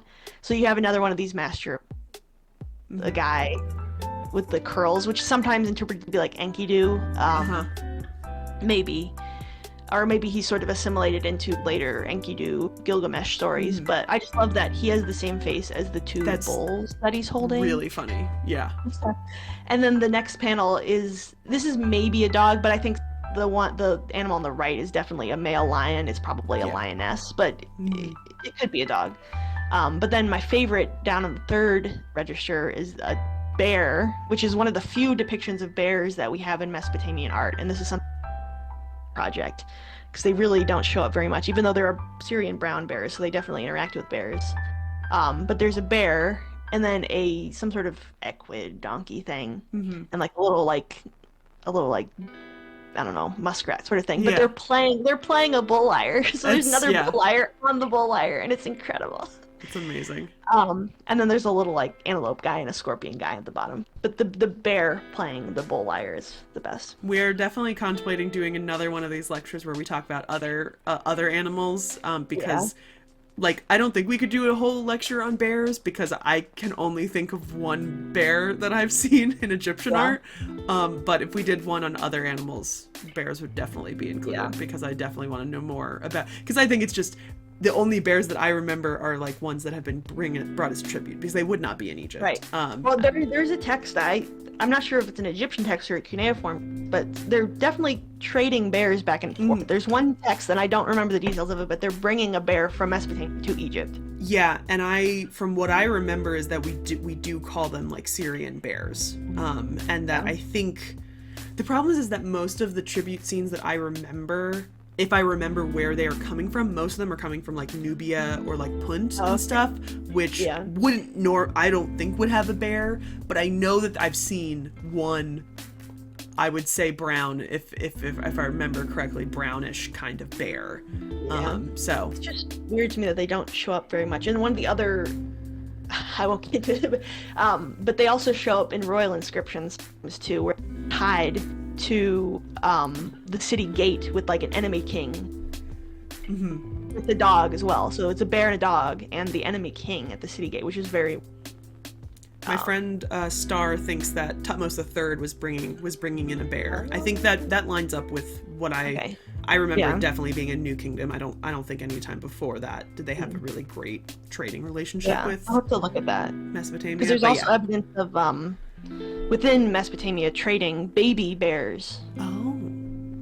Like around like Drehem, like there's texts about like baby bears being trafficked. So interesting.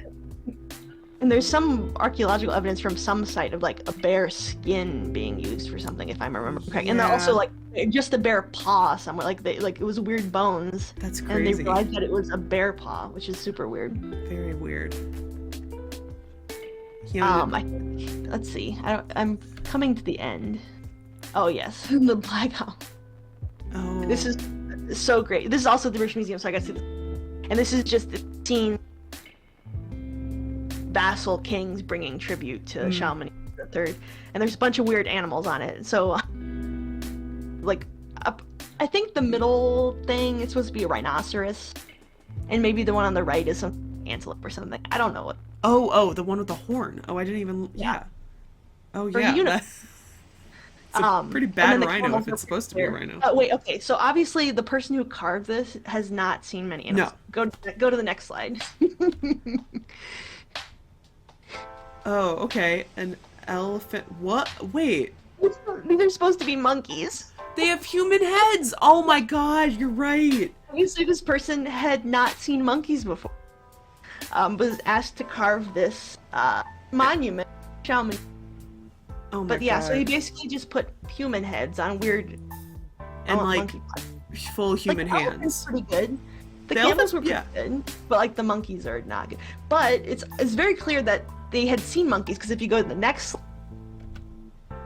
Oh, well, that's a Vassal monkey. king bringing a monkey to Ashur-Natsir-Pal's, right? And that's like the hand. The hands are it's so bad. But like that's very clearly a monkey. It has a monkey face. But on the Black Obelisk, that guy had never seen him. Yeah, those are the hands are cracking me up, man. That's so funny. They're just like But especially the one on the bottom, Yeah.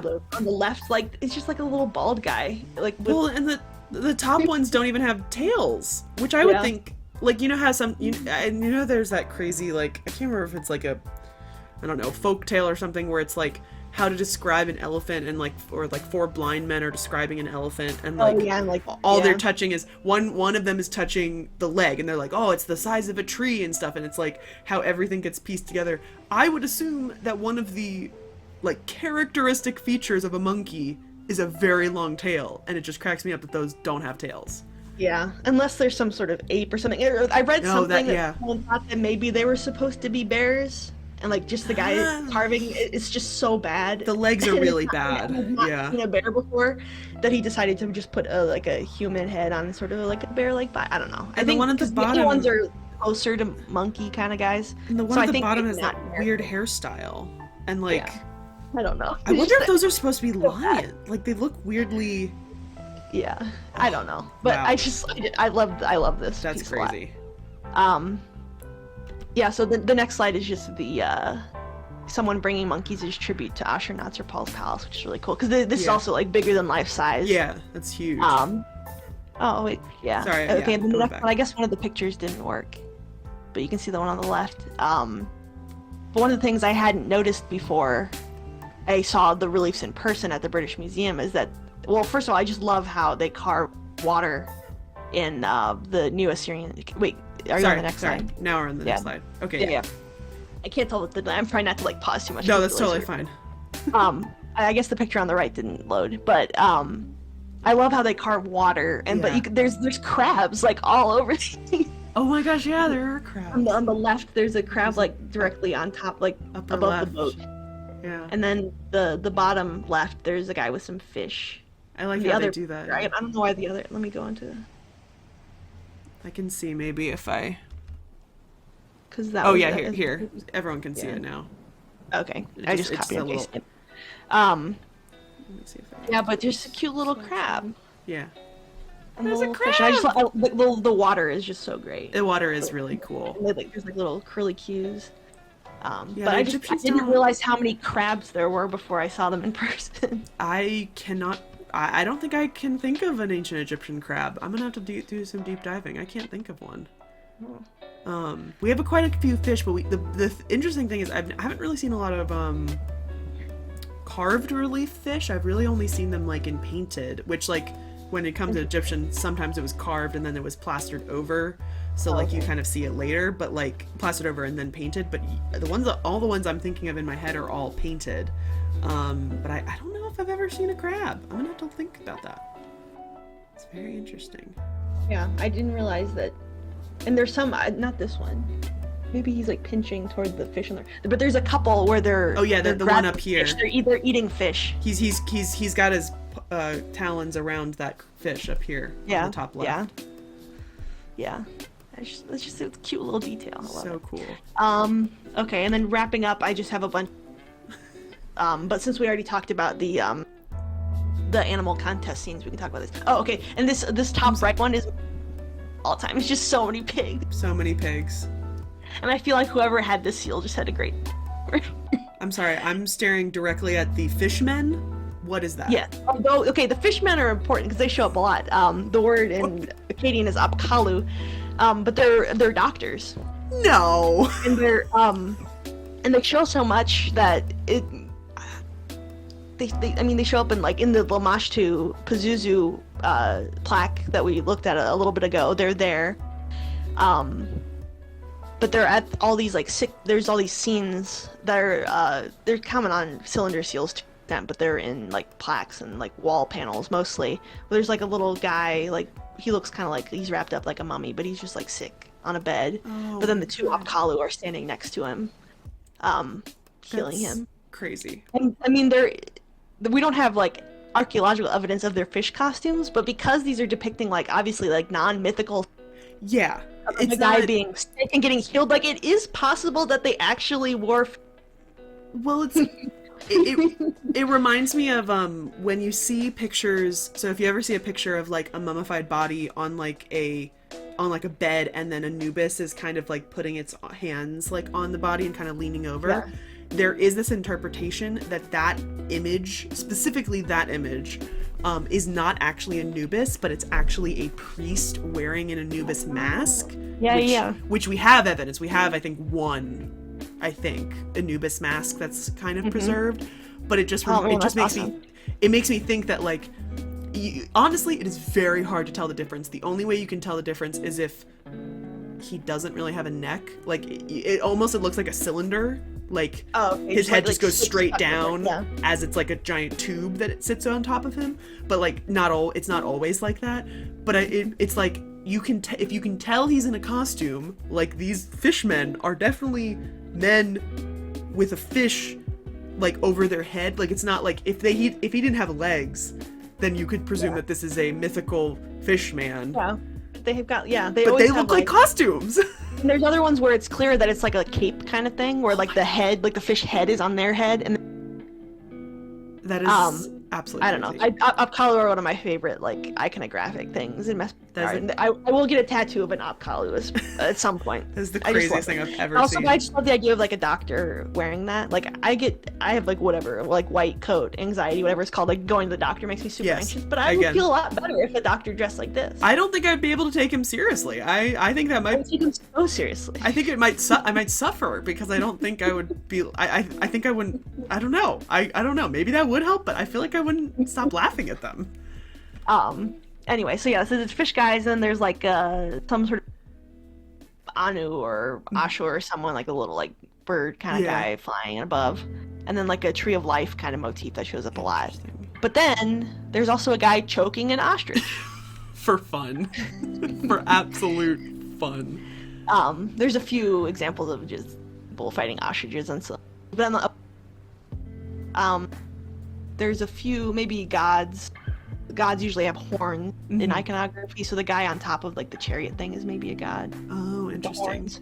But then my favorite thing here is this winged lion who's throwing up. Yeah, he's peaceful puking. Yeah, he's puking. Um, And then there are some cute little scorpions. we always love some scorpions. I think I have 2 more slides of Yeah. some silver seals. Okay, so here are some of the master of animals ones. Yeah.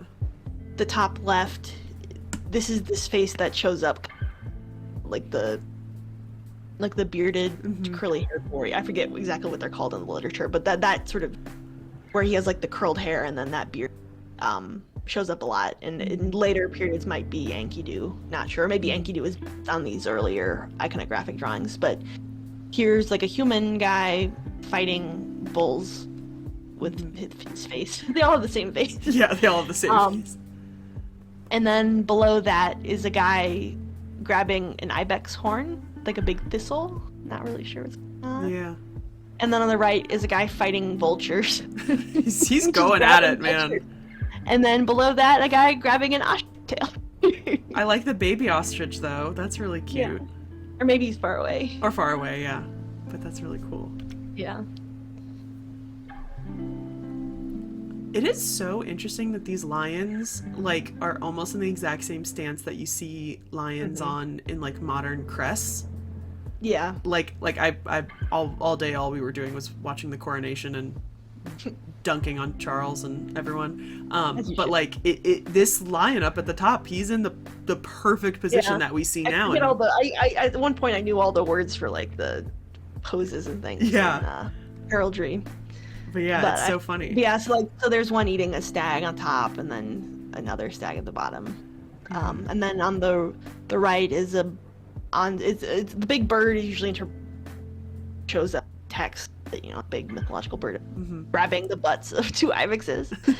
And then below that we talked about the straws. So on the top row, guys drinking from beer vessel with the big long straws, and then like goats or sheep, and then birds underneath. Yeah. But I just love the long bendy straws. Oh, we love the long bendy straws. Oh, we have archaeological evidence from Ur of the big long The long bronze bendy straws.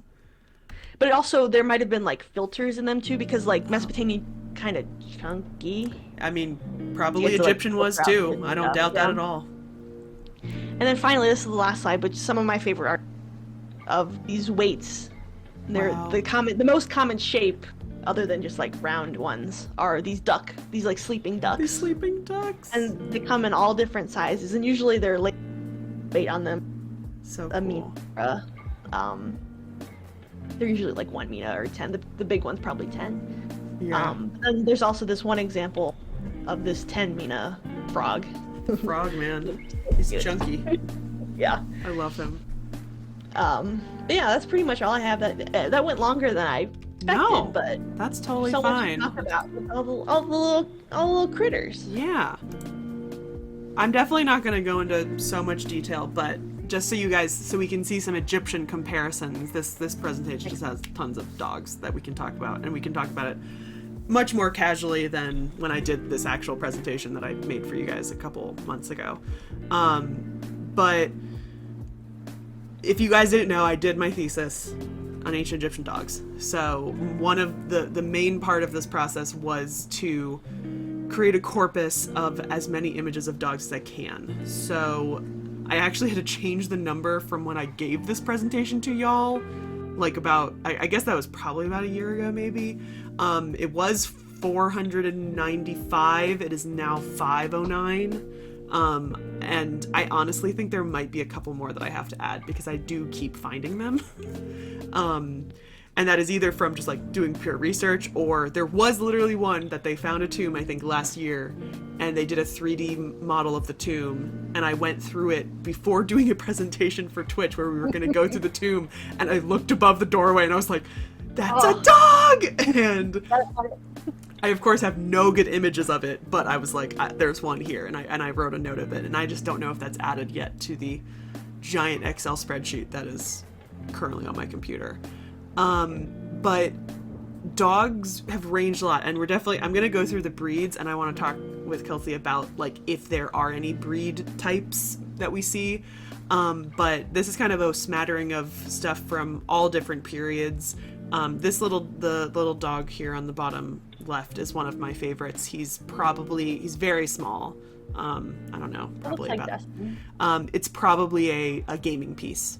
It's really, really small. But then this is a very famous piece based purely off of these names of these 5 dogs. It's called the Ankh Tifi Stela. And I think 2 or 3 of these dogs are believed to, or the names of the dogs are believed to be like, they come from a different dialect somewhere else in Africa. I think it's Libyan. Well, they're theories. We don't have total control of it, but like I think they think they might be like Libyan, possibly kind of coming out of that area. And so the theory then goes into, is this guy an immigrant? Did he come from somewhere else and then live in Egypt and then get this whole tomb? But we frequently have very simple names. This guy's name would be what would it be? It would be Peshesh, which I can't remember what it is, but I can look at the PowerPoint and see. Because actually, if I remember correctly, we have over 150 different dog names, and a couple of them are duplicates, and Peshesh, if I remember correctly, is one of them. And then this weird thing, which I think I found on the British Museum, and I think it's supposed to be a dog, but I really don't even know. I don't even know what it is. I mean, some people would probably interpret it as a toy, but I don't have enough evidence to even know what this actually is. It feels like it's like a pool toy or something. Yeah, it's very odd, and I don't know if it moves, because there are some movable qualified toys, I guess, but I really don't know. These are some of the earliest, some of these. Well, a couple of these are pretty early, but here's one. We do see depictions of female dogs in ancient Egyptian art in a couple ways. Honestly, if you look at even at this one at the top, you frequently don't see their genitalia. I really very rarely see it. But if you do see a female dog, it's either because it's suckling puppies or because it has all of its breasts, meaning that it has just given birth. But yeah, you can also see the collar, which I'll show you guys all your stuff about collars as well. I have a whole big thing about this.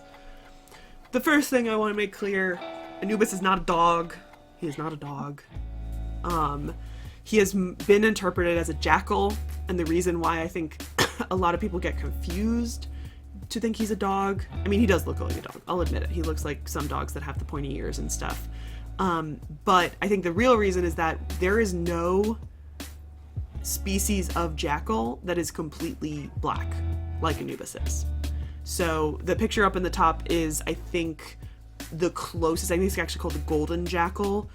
Based on genetic testing, I think it is what we have kind of identified as the likely candidate for at least the jackals that have been mummified and then buried, particularly in the late period going into the Greek and Roman period. But as you can see, that jackal does not look like Anubis, who's on the left. And that is mostly because the color black in ancient Egyptian culture is to signify death, as well as fertility and kind of rebirth, as well as death. And so sometimes you'll see even Osiris, the god of the underworld, sometimes he will be depicted completely with, and we're talking black skin, not we're talking the deep color black. And as it is, even the ancient Egyptian word for ancient Egypt was Kemet, meaning the black land. And that refers not to the color of the skin of the people, not to anything else, except that black meant fertility, black meant the annual flood bringing in lots and lots of fertile soil so that they can actually live. And then you can see at the bottom, this is what a jackal is depicted like in ancient Egyptian art when it's not Anubis. They have very long tails, and they obviously always have pointed ears. Not all ancient Egyptian dogs have pointed ears, but they have very long tails that kind of start skinny, get wider, and then get skinny again. And dog tails don't look like that. They look very similar to foxes, and I didn't have to do any research on foxes, but foxes look also very similar to that depiction. And then this god on the right is another god very closely associated with Anubis, very rarely depicted. This is like one of the only ones we have of him. His name is Wep-Wawet, and he is either a jackal or he has also been interpreted as a wolf, because sometimes you see him with black skin and sometimes you see him with this gray colored skin, at least on the head, obviously, because they're those combination human animal gods. The gray portions have kind of been interpreted as some sort of wolf rather than a dog. I think he is honestly more likely candidate for a dog god, but he's so rarely depicted or talked about. And a lot of the jackal mummies from the late period were also to Wep-Wawet, so that also confuses the matter as well. Yeah. And as it is, there are a lot of dog mummies that have been labeled as dog mummies, but are to Wep-Wawet or even to Anubis, which I think is also where a lot of confusion gets in. And it's probably that there's not a lot of jackals around, but there's probably a lot of stray dogs around that they can kill and mummify to use as offerings. So this is kind of where I talked about the like breeds of kind of dogs we have, and I'm actually gonna pull out, I think I have my notes for this, because everything went to crap because I don't have enough monitors, but I think I have my notes because I used to print them out like a absolute weirdo. It's not weird.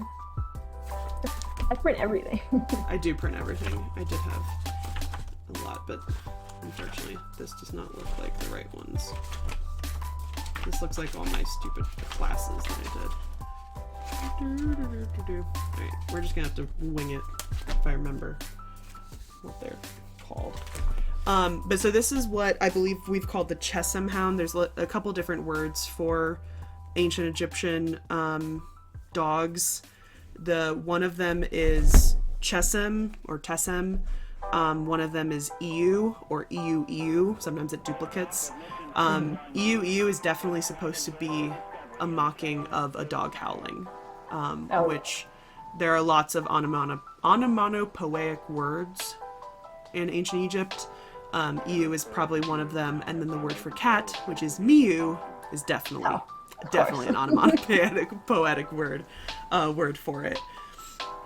But these dogs typically only show up in the Old Kingdom, and they are definitely categorized with very thin, very lithe bodies, the very curly tail, the pointy ears, and kind of a longer, thinner snout. And so they have been more commonly associated with modern Basenjis. But genetics are not depiction, because this is very much, we don't know, with ancient Egyptian art being so idealistic, we don't know what actual dogs look like at this time. But it all kind of differs. So then you get this type of hound, which tends to show up in like the Middle Kingdom to the New Kingdom. This is a really cool. Yeah. This guy is hysterical because it's obviously hierarchic scale in which the dog is more important than the person in the tile. But it is amazing to imagine that dog is that big. Ideal. Yeah. Ideal dog. This is actually super interesting. This is a tile it's in a museum in Australia, which is like wild, but it's a really great piece that has the spots and stuff. But so these dogs, they still tend to have really thin legs.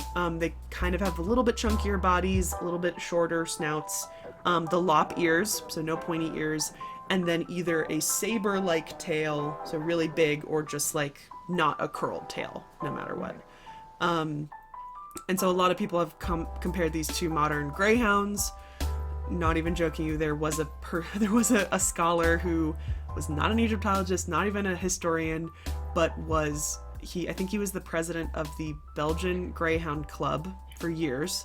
And he wrote countless papers that I would about dogs in ancient Egypt, and talking about how essentially very much with the agenda to kind of prove that greyhounds are the descendants and stuff, which is fine, and like they never were totally. It's into like doggy scientific racism. Yeah. All the dog breed stuff gets very racist very fast. Like, it's kind of mad. Honestly, so my thing is that I don't think greyhounds are like this. I think the closest, so this is technically called, we call the first one a Chesham hound from the Egyptian word. These ones are usually talked as a Saluki or a Saluki hound.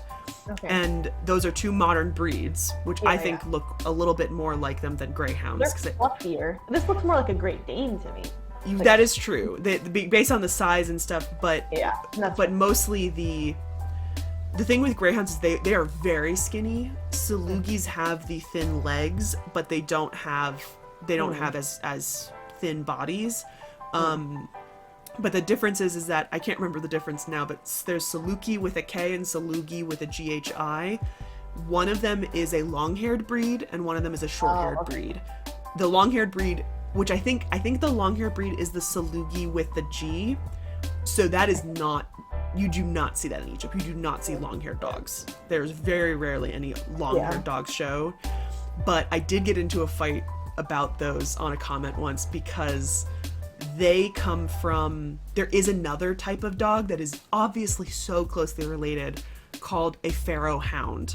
And it comes from the island of Malta, this tiny little island in the middle of the Mediterranean.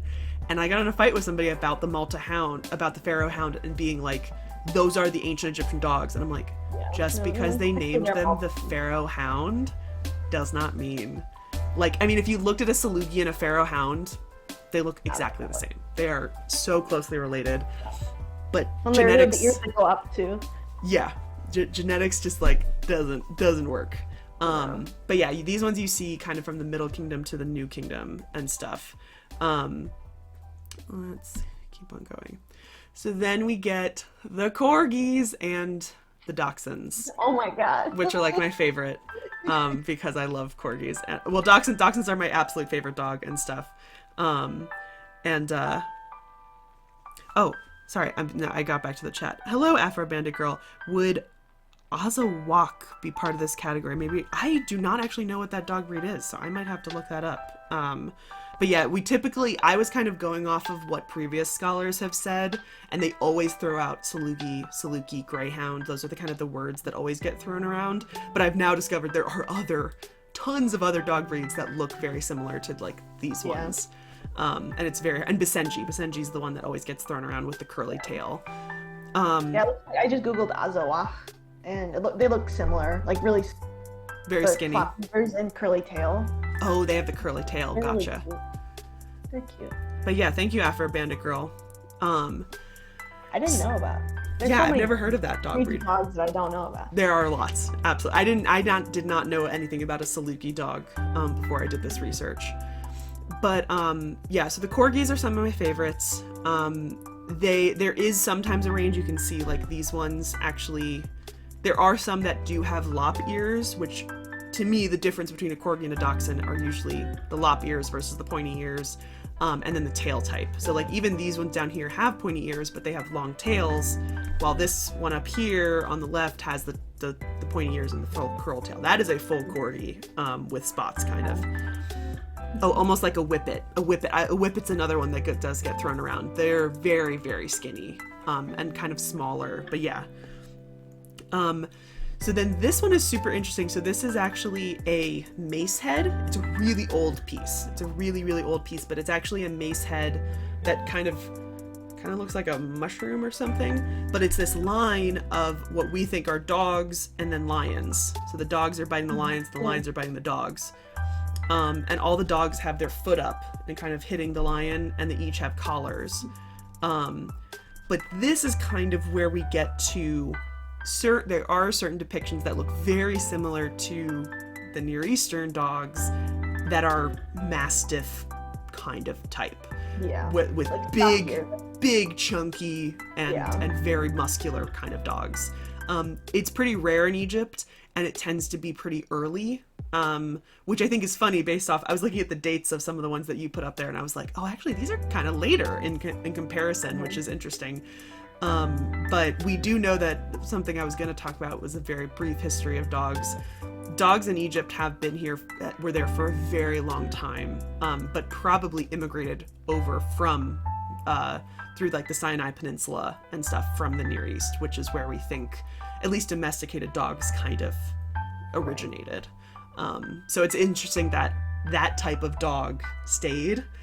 And I think it's definitely it's very supportive in saying that maybe ancient Egyptian dogs are all idealized and all like, because we have some dog remains, which I'll talk about, but we don't have enough really we haven't found like this corgi type remains. We have found, I think, one with a curly tail, if I remember correctly, but we don't have a lot. So it would be very interesting to just kind of think maybe they only drew this tiny guy because it fit perfectly. Because it's definitely possible because the Egyptians. Perfect. And then this one here, its name is Anku, which literally means life, or it's the verb for to give life and stuff. So his name is probably a noun, live or life, which is pretty cool. So the way that this is talking about collars and leashes. So we have two different types of collars. We have, which I think is interesting when we talk about, when I was looking at like the Assyrian ones, they look very similar to the Old Kingdom ones, which are down here, which are kind of, I think they just call them spiral collars, where it looks like they just wrapped something around their neck a couple times and tied a knot, which looked very similar. Oh, hello. Hello, Dusty, Dusty. watch. Dusty, look. That one looks like you. That does look like you. The one on the right and the one in the middle kind of look like Dusty. They do, yeah. I was gonna say, as soon as I saw your dog, I was like, wait, that looks so similar to like a Saluki hound. Hello. Well, Dusty, I thought she was like a lab mix, but I mean, again, I'm very skeptical of dog things. Oh yeah. Racist. But I wanted to do a DNA test. But according to her DNA test, German Say that again? German Shepherd. Shepherd and Weimaraner. Oh, I can see the Weimaraner, but Yeah. where did that coloring come from? Yeah, I don't know. I mean, she's part golden. The test as well, but Crazy. just not mostly. So cute. But yeah, so there are two types of collars. These winding ones, which either have a loop like in the back or in the front, or then the one in the center, which only kind of appears getting towards like the New Kingdom and going later, that are kind of chunky leather and have some sort of tie. And then leashes are pretty, I mean, there's nothing really exciting about the leashes. The exciting part is that we have two collars preserved. Oh my god. This is so exciting. This is it's really, really exciting. So it's from the tomb of I never know how to pronounce the guy's name.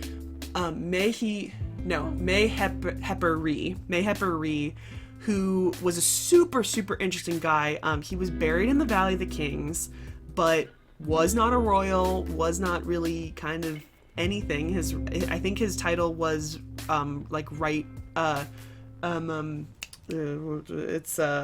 fan bearer to the right of the king, I think was his official title, which has been interpreted that he could be a bodyguard or he could kind of just be like a servant. It's like always being right next to him. Yeah.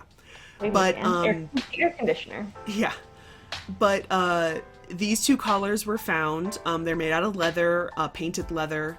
It's very, very hard to see. This one, all it has is horses around it, which I think is kind of weird and funny. But this one actually has a dog, what I call a nature scene with dogs eating some sort of animal. But it also has a name on it as well, which, if I remember correctly, says, I think the dog's name, if we can interpret that as the name, is She Who Is of the City. And when you see words like of the city, it typically means the city of Thebes. And it's just like, it's always kind of like the city, yeah. Yeah, the important city at that time. So yeah, so it's She Is who is of Thebes, pretty much, was this dog's name. I had no idea we had archaeological evidence. Yeah, it's the only Get like replicas for Destiny. I want some. Well, because let's see if she actually is wearing her Egyptian collar. Oh, it's on her collar. Come here, bud. Dusty, come up. I don't know if she'll come up right now. Come up, bud. Oh, hi Claire, welcome. I'll show you later. So yeah, these are the only two. I have heard in readings, I've seen rumors that there were others found on physically on dogs. So these were just found in the tomb. And it has been interpreted that possibly this guy might have taken care of the king's dogs, and that's kind of why the collars were there. Otherwise, there is no other evidence that he did anything with dogs, but it's just really odd that there are these two dog collars there. And these look, I mean, when you see really close-up images of the collars of dogs, these look, I mean, these are exactly, that's what they are. Yeah. There's no other way that these could be like, I don't know, wrist pieces or something, or bracelets. But they're the Cairo Museum. And I have a whole long blog post about this guy's tomb because it's a relatively well-preserved tomb, although it is kind of sparse. But he has a very interesting story where it appears he might have been originally Nubian and lived in Egypt, and then we have evidence that he probably went to, I can't remember what it's called, but it's essentially the special school that would have been run at the palace, and it has kind of been interpreted that it might be a school for both royal children of the pharaoh, as well as visiting royals, or we'll say temptively kidnapped children of other royals that are then raised in the palace. So, well, I won't say kidnapped because we don't have as much evidence, but considering there might be a chance that he was Nubian, there might be something going along there. It might have been like a child from a visiting person. They send them to the school to learn and live there as kind of a ward. But yeah, who knows? Could also be kidnapped. It's definitely kind of possible. So the way that I did my corpus, I was an art history major, or my program was art history, so it had to be kind of an art historical focus. But because luckily I had such a big corpus, I didn't get into anything super nitty gritty because sometimes theory can go whoosh, right over my head. So I was pretty much able to just divide all of these into iconographic categories.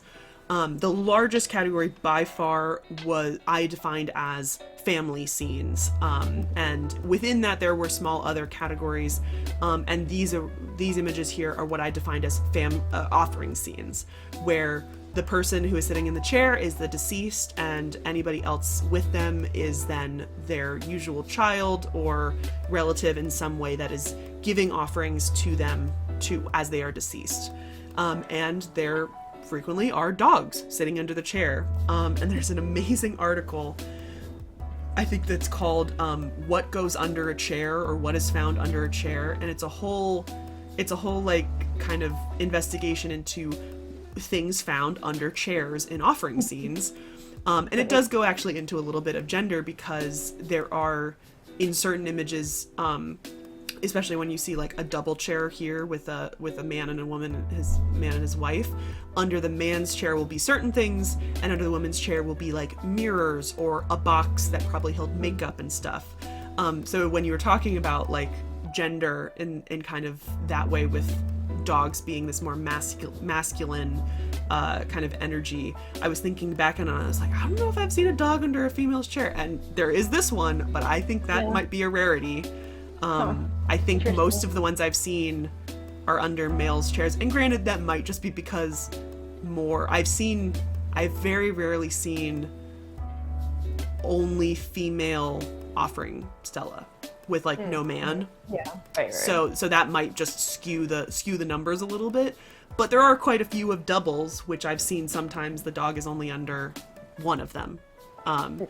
And cats are also associated. I know somebody said before in the chat that they had read that cats were, where was that? That was Freya.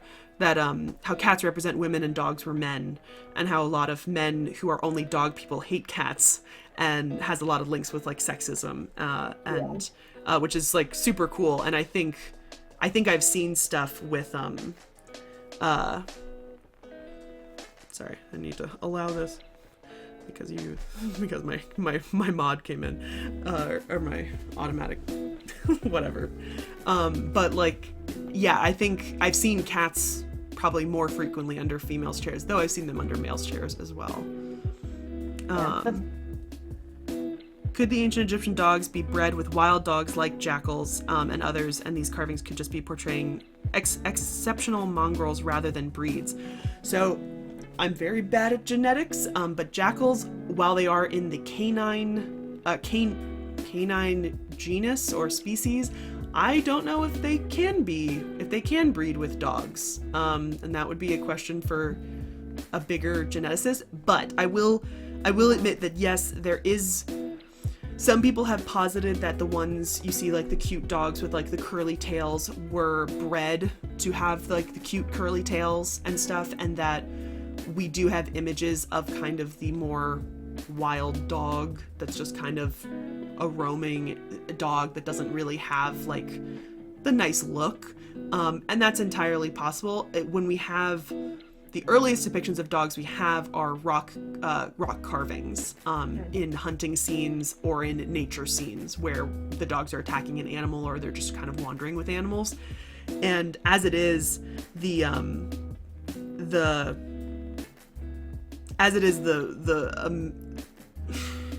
dogs are so badly drawn. They're so simplistic that you can't really tell anything kind of from it at all. Are there different words for wild and domesticated dogs?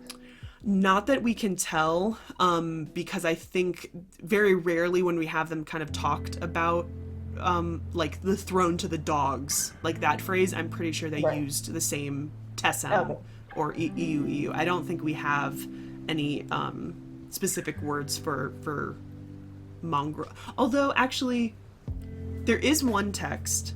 It doesn't actually come. It comes from an Egyptian and it's in Egyptian, but it's not. It doesn't actually come from Egypt. It actually comes from the Near East. It comes from a guy, an Egyptian person writing from like an Egyptian outpost somewhere in the Near East, and he writes about. It's actually the really cutest little story, and I could pull it up in my thesis later to read the translation to you. But essentially, he writes about how every day. This little dog, every day there are these wild roaming dogs, and I think they actually use one of the words for dog and then use a different word for dog, because he says there were all these roaming dogs, but it's equivalent kind of to like the tavern keeper's dog will send them away, will protect me. And he kind of talks about how there's this one particular dog that like takes care of him, and he also talks about how that dog protects the beer. He protects like the brewery or something from the other dogs. And I have to look it up because I have a feeling that instead of making a separate word, they just included a different, like an adjective to define the difference between the two. Yeah. Because in Sumerian, so in Akkadian text, they cognate with the Arabic word called, which is fun. But in Sumerian, so the base word for dog is, but then sometimes it's written Urgi 7, and so no one has published on this, but I've noticed there's a few texts from, they're like ration lists for palace workers, and there's dogs included on there, and they're called Urgi 7. But then there's another collection, Dusty's squeaking his toy.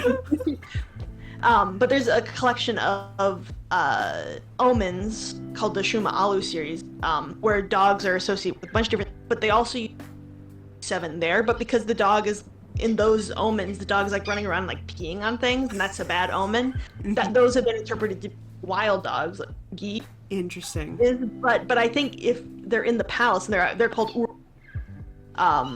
etu gal, like dogs of the palace, like that would indicate to me that they are domestic. Yeah, that would. So, and if the omen is bad, maybe it's because the domesticated dog is doing these things that like a trained dog shouldn't do, and it's not a wild dog. I don't know. No one's written on. But there definitely is a distinction because Very they use Urgi 7 sometimes, just or other times. Now, my big question is, they don't do that. Is the city of Ur, is that the same word as dog? No. Yeah, no, because that's the word for city. Gotcha. Uru or Iri is the actual. Wait, no. Iri is the name, like the word Sumerian, but the actual Sumerian name of I was really hoping that the dog's name. Sign. That Yeah, the it's not city's- really. Yeah, it would No, be I nice know. if it was just Dog City, but no, it's not. The Dog City was it. Very Be very cool. temple was. Yeah. No relation though. So then I also have what I kind of defined as like family scenes, where instead of it, even though some of these do have like offerings in front of them, it's more kind of evidence as like a banquet, or they're all kind of hanging out together. And so these are kind of some separate different ones that I defined as like family scenes. And those are really, really prevalent. Offering scenes were the number one. I mean, I think over, I mean, what do I have? I have about 500. I think I had over 160, I think, that were all offering scenes. And it's just very common. And again, some of them were named, most of them were not. And so the big interpretation I came upon it is that I'm like, okay, if they took the time to name the dog and it's in a specific offering scene, or it's in a family scene, and it's in their tomb, or it's in an offering cellar that would have been in their tomb, those are the dogs that I interpreted as quote unquote real, as a potential for an actual dog that they lived with, rather than, and it doesn't necessarily, I mean, I don't assume that every Egyptian named their dog. Like, there could also be kind of roaming dogs that kind of wandered around and then kind of would just hang out in your house, which obviously happens still nowadays. They're just, I mean, that sounds good too. yeah, sounds good too. Yeah, but that makes total sense. Yeah. Like, why would you have a named dog if it was just like, Yeah. unless it was some imaginary dog that they aspired to have or something like that. Yeah. Or if it was like a ritual significance, but it doesn't sound like the names are ritually significant like the figurine names There are. there is one name. I'll pull up the list of my names after this. But there is one name that does, like, there's a couple that have a couple gods' names in it. But considering that ancient Egyptian names had gods' names in it, I don't see that as more ritually significant than just any ancient Egyptian person's name. Right, yeah. So then we had offering scenes, and dogs were seen as one of the offerings that sometimes you would bring in. Usually you see them on leashes a lot. This is a super interesting scene because it's been drawn a couple different ways, but essentially we have these 4 dogs here, with the chesem, like curly tails and the spiral collars. And then there's this one at the bottom, which has kind of been interpreted as a puppy, and there are not a lot of depictions of puppies.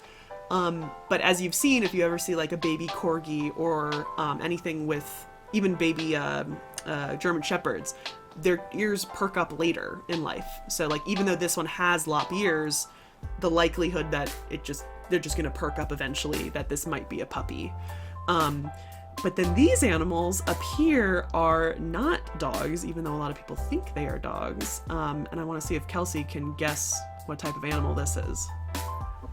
Are they lionesses? No, they are not.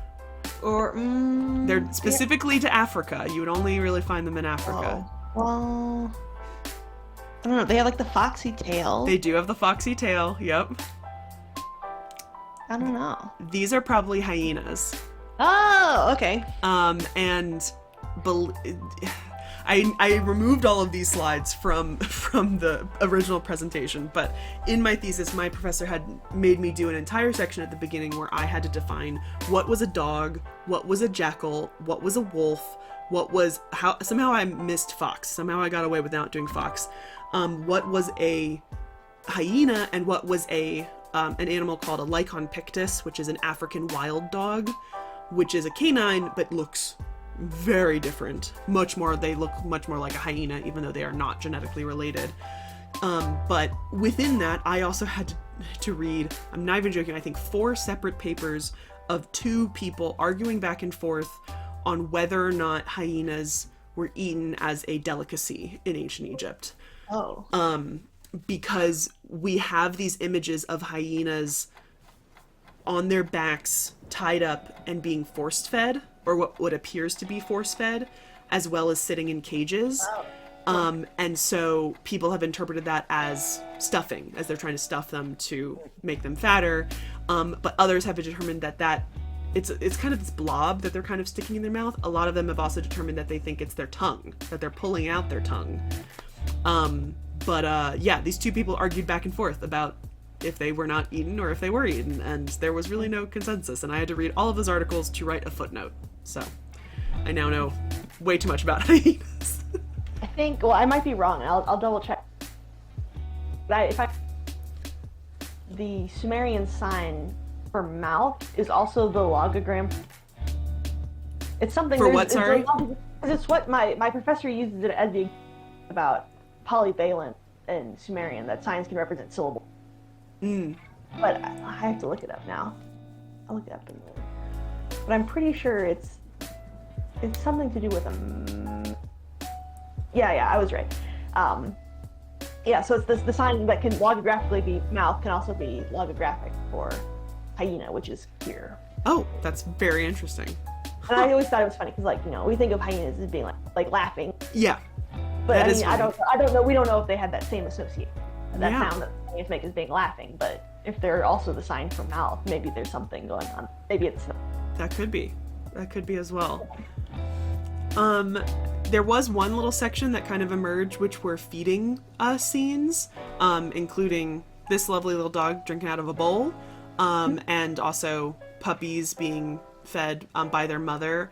This one's name is Jetet, is the mother's name, with a couple little puppies nursing. And then we have these weird, tiny little amulets, which are kind of, they're not totally scarabs, but they do have the aspect of, it's a seal, kind of. It has that bottom of a scarab seal, but it is a little statue. This one obviously being broken, but it has this weird aspect of what appears to be a man kissing a dog. But this image in the top right has been drawn so many different ways to depict either a piglet or a puppy. Yeah. There is one that is very distinctly somebody drew it as hooves. But then when you look at the actual image, they don't look as much like hooves. Yeah. But what has been determined is that this is actually kind of like, you can see this guy has a staff, and he might be like a farmer of some sort, or a obviously taking care of some sort of dog, and that he might have been teaching the puppy how to lap up milk from their mouth to then help them learn how to lap up milk or some sort of liquid from a bowl. Because this image is right above this image of the dog drinking out of the bowl. Mm-hmm. It's from the exact same tomb. Sometimes people feed like things out of their mouth. Yeah. Like I have a pretzel or something. And that is honestly not the worst. But yeah, so these two have also been determined as potentially them trying to teach a dog how to lap up liquid from their mouth, which is honestly, like, yeah, if you're holding a pretzel and the dog takes it, like, that's cool. That's kind of gross. I don't really like the tongue going full in your mouth. That's just not okay. Yeah, and like a liquid too, like and you gotta hold like, milk or a liquid in your mouth. Like. That's a no for me, dog. I love dogs, but not that much. So then I kind of got into nature scenes, which is kind of the general aspect. I call them nature scenes. But then you have the separate of hunting scenes versus animal scenes, where there's only animals, and that's kind of how I made that distinction. Dogs are used in hunting scenes all the time. So this image right here on the left of a man hunting, and then these different registers of hunting scenes, this has been found in several tombs, I think possibly 3 or 4, kind of during this period where they would possibly have either one artist, or you would just literally copy whatever was in another tomb and then just put your own hieroglyphs with it. So we have the main dog as like the hunting, and then you have all of these dogs. And I mean, I've seen dogs. This one is one of the highest, where there's 1, 2, 3, 4, 5, 6, 7, 8, 9 dogs on this one. Honestly, I can't even tell what animal it is. I think it's got a horn, so it's got to be an ibex or a oryx. So this is pretty common, and then the kind of crossing over of registers is super interesting as well. When usually they're very concise in them, but when it comes to hunting scenes, they kind of have that little flexibility. And then I found so many images of a kneeling person leaning back and holding the dog and pointing. I think I found 5 different images of this. And you can actually see this dog has his full nose in this dog's butt as well. But it's very interesting that I found multiple versions of this guy distinctly pointing and telling a dog to kind of go anywhere. So, implying, of course, that the dogs were trained as hunters along with them. And what is super surprising is that hunting scenes, while they are really common in a lot of different tombs, we have evidence that hunting, by the time you get to like the Old Kingdom and then in the Middle Kingdom, hunting was probably only about 2% of food procurement in Egypt. Like, it was not needed. It really wasn't. And that to me leads this to possibly look at the motifs of the kind of order over chaos, which is a very common motif in Egyptian art, where Egyptians specifically have order and pharaohs also have order over everybody else. So every other nation they are chaos, but then the animal world also gets thrown into that, and that they have this order over what is chaos, and they understand that you need both.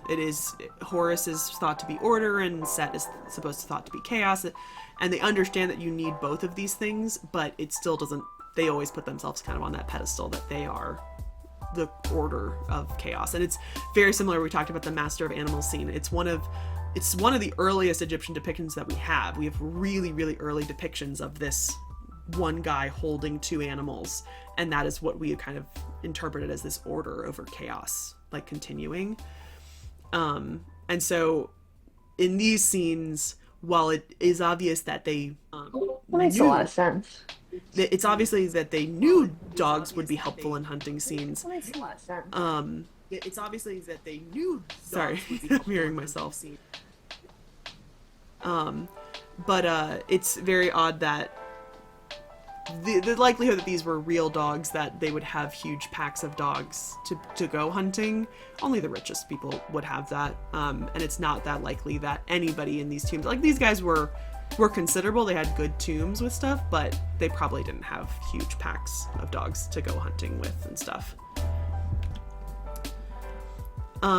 So then we get to like animal scenes, and these tend to come from the very earliest. So this is a comb at the Brooklyn Museum, I believe, or the Met. It's one of them in New York.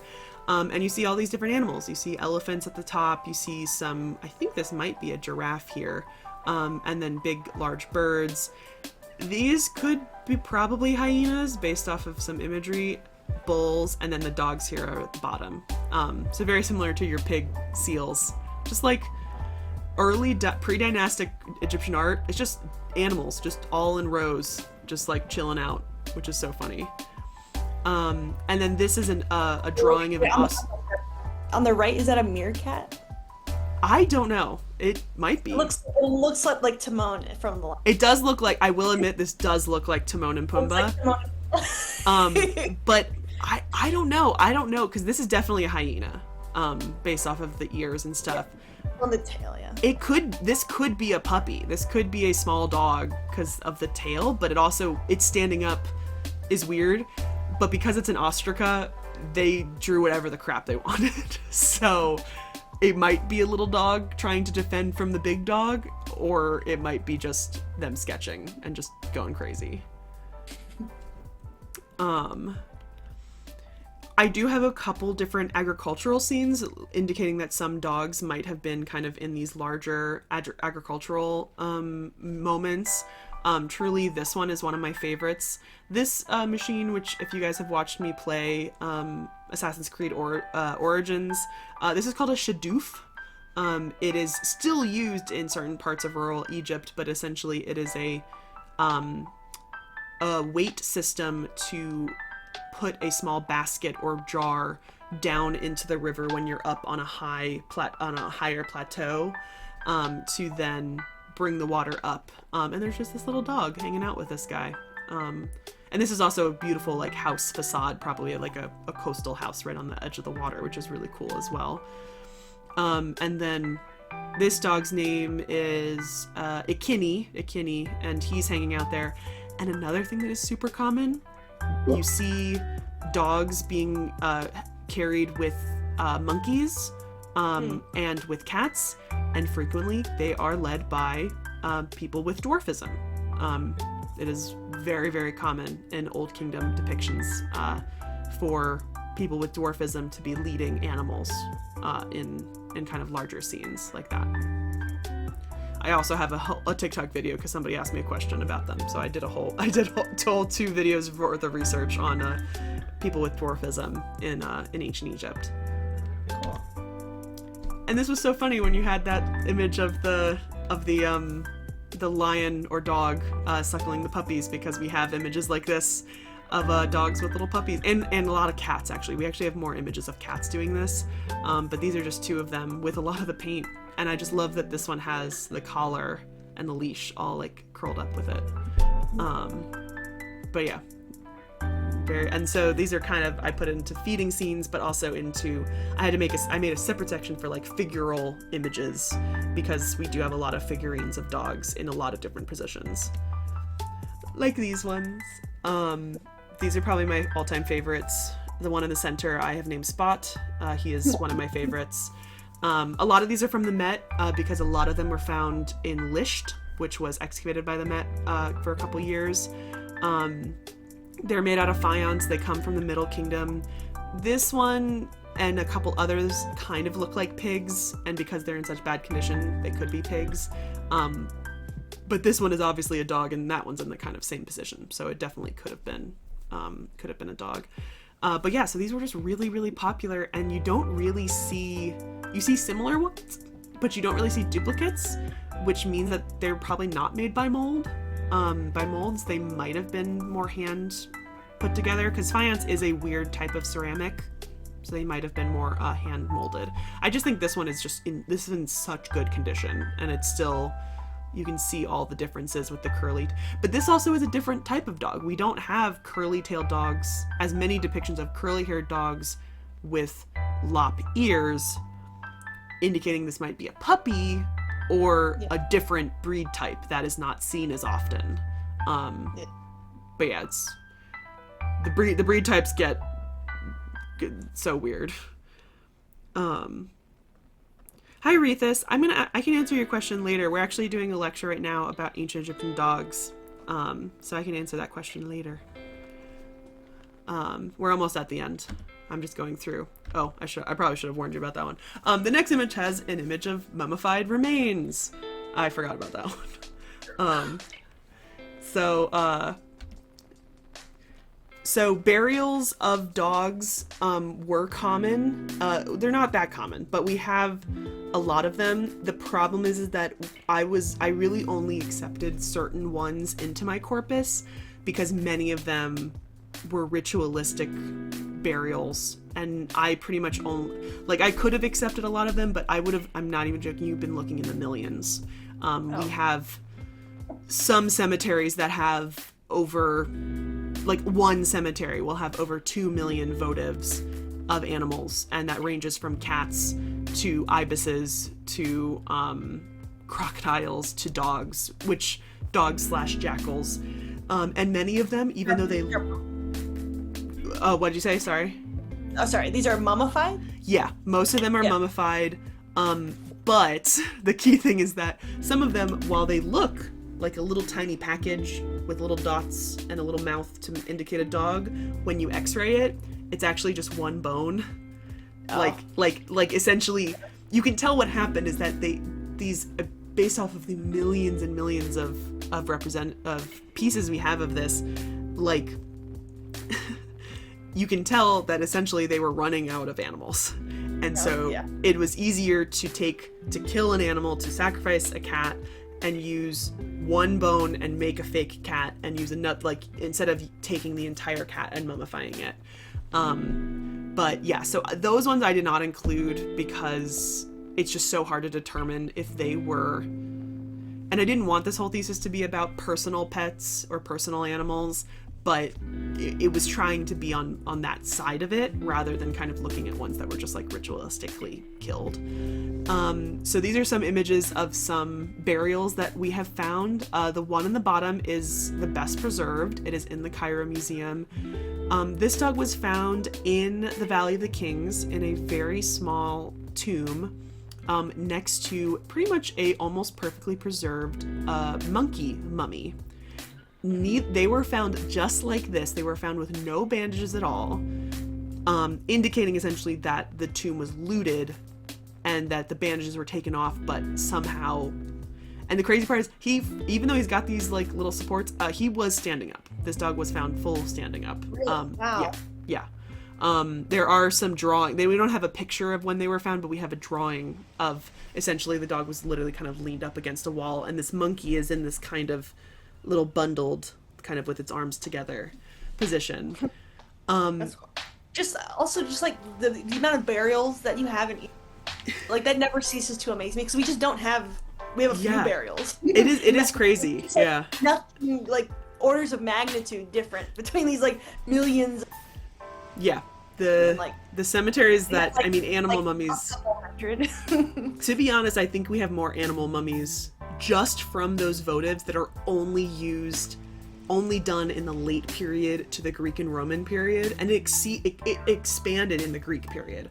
We probably have more animal mummies than we do human mummies. I would say that's pretty easy to say. Well, just like all kinds. So, like I mean, that's also true. Yeah.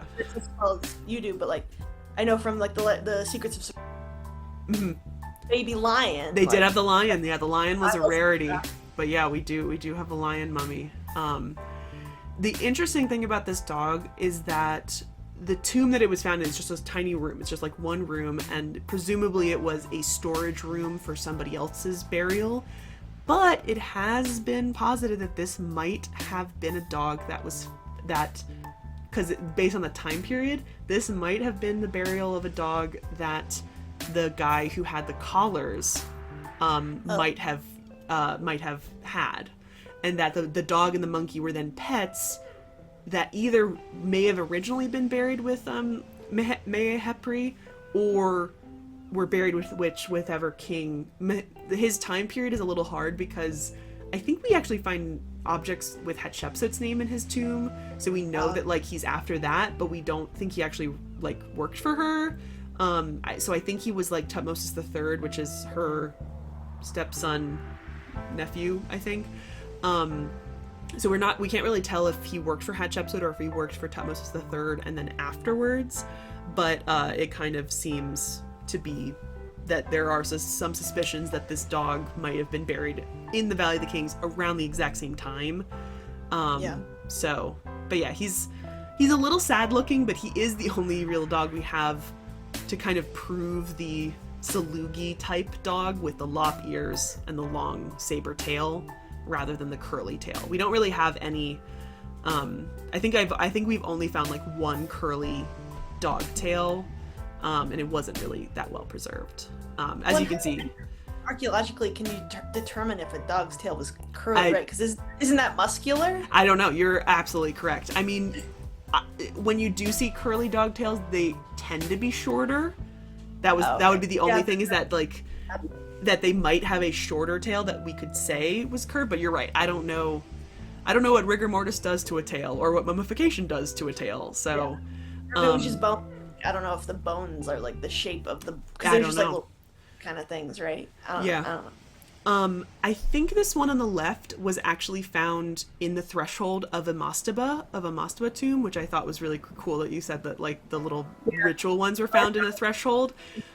So things like that, like this dog down here in the middle, this mummified dog, I can almost pretty confidently say that this was probably somebody's pet, just because the level of mummification is really, really good, and no one would go that.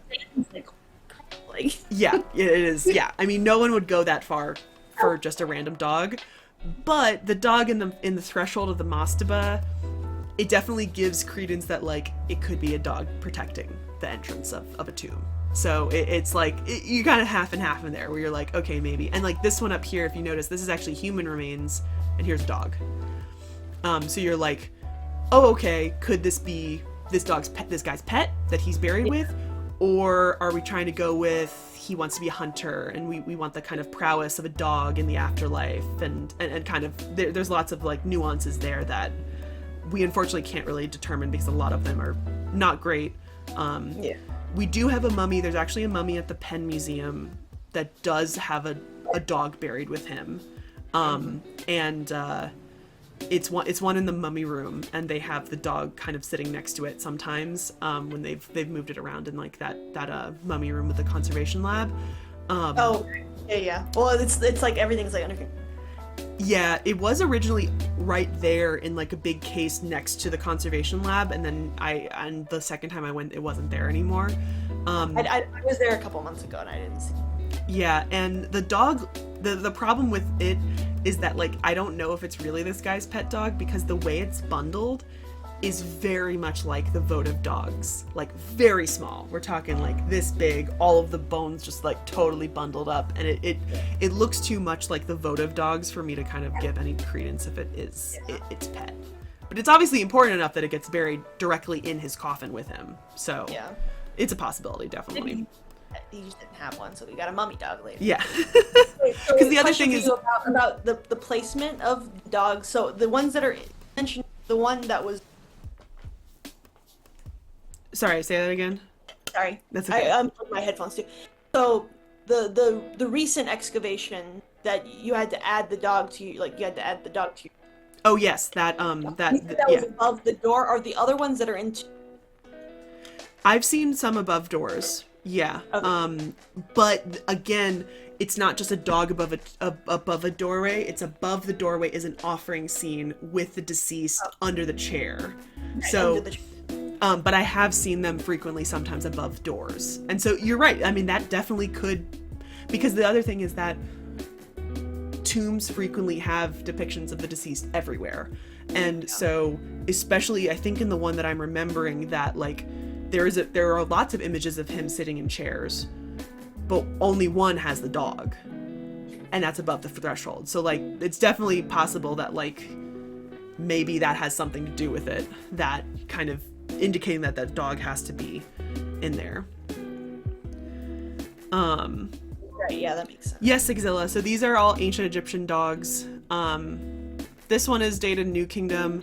If I remember correctly, I think this one is Old Kingdom, and I'm gonna assume this one is also Old Kingdom just based on that mummy, that this is a human right here. They're not buried very well. So we do have a really cool site in Nubia, which I did include, even though my professor was kind of like, why are you including this? And I was like, Nubia is still Egypt in certain parts. So and honestly, after I found this one article, I could not include it. It's a much later kind of in the time spans of Egypt, but essentially they found a huge dog burial with a ton of really well preserved dogs with fur still attached, and they were also able to examine their stomach contents. And I mean, it was really, really cool. I think they were found in something, I feel like it's Naga El Dir, but I don't think that's the name of it. But sounds incredible. But yeah, it was a great article. In parallel with the Ashkelon map. Yeah. Something weird is going on there. Yeah. What? So I definitely had to include that, even though my professor was kind of like, why did you include it? So burials also included not dog remains, but also funerary equipment. So this is a little coffin, and I love this photo of when it was found. But it's a tiny little coffin. I believe... Is this one at the Belgian Museum? Yeah, I think this is at a museum in Belgium. I think it's the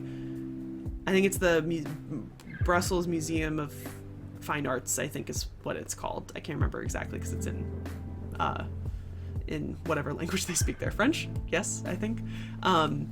But these are separate. I just realized these are one, and then this is a separate piece. So these pieces are only, this one is in the one in Belgium. So it's only, all that is preserved is the writing of it, but it may have looked like this one, which has writing on the top and writing on the side. And these have dog names. So I can read this very simply because it's an offering formula and it's really easy to read. So this is, you read it from right to left in this case. So it says, Hetepti Nisu Weser, what is that? That's Jeded, so that's an offering that the king gave, and Osiris, a lord of Abydos, Heper Peru, which is everything good or a voice offering of, and then you kind of skip through this stuff, which is all the different offerings, and then at the very end, this dog's name, where does it start? This is always the fun part of figuring out where the word starts. I think I'll have to look this up. I think the dog's name was this dog's name was like Ani or Iani, kind of. I think that's the dog's name. This one I cannot remember it on the top of my head what this dog's name is, but people have gone back and forth if this is actually a dog, because there is an actual, when you're writing Egyptian names, you always include a female or male hieroglyph at the end to indicate if it's a male or a girl, a woman or a man, because they are pretty much interchangeable. You can kind of do whatever you want. But this one, if I remember correctly, there is an image after the name, and a guy thought it was a hippo for a long time. He thought it was a hippo.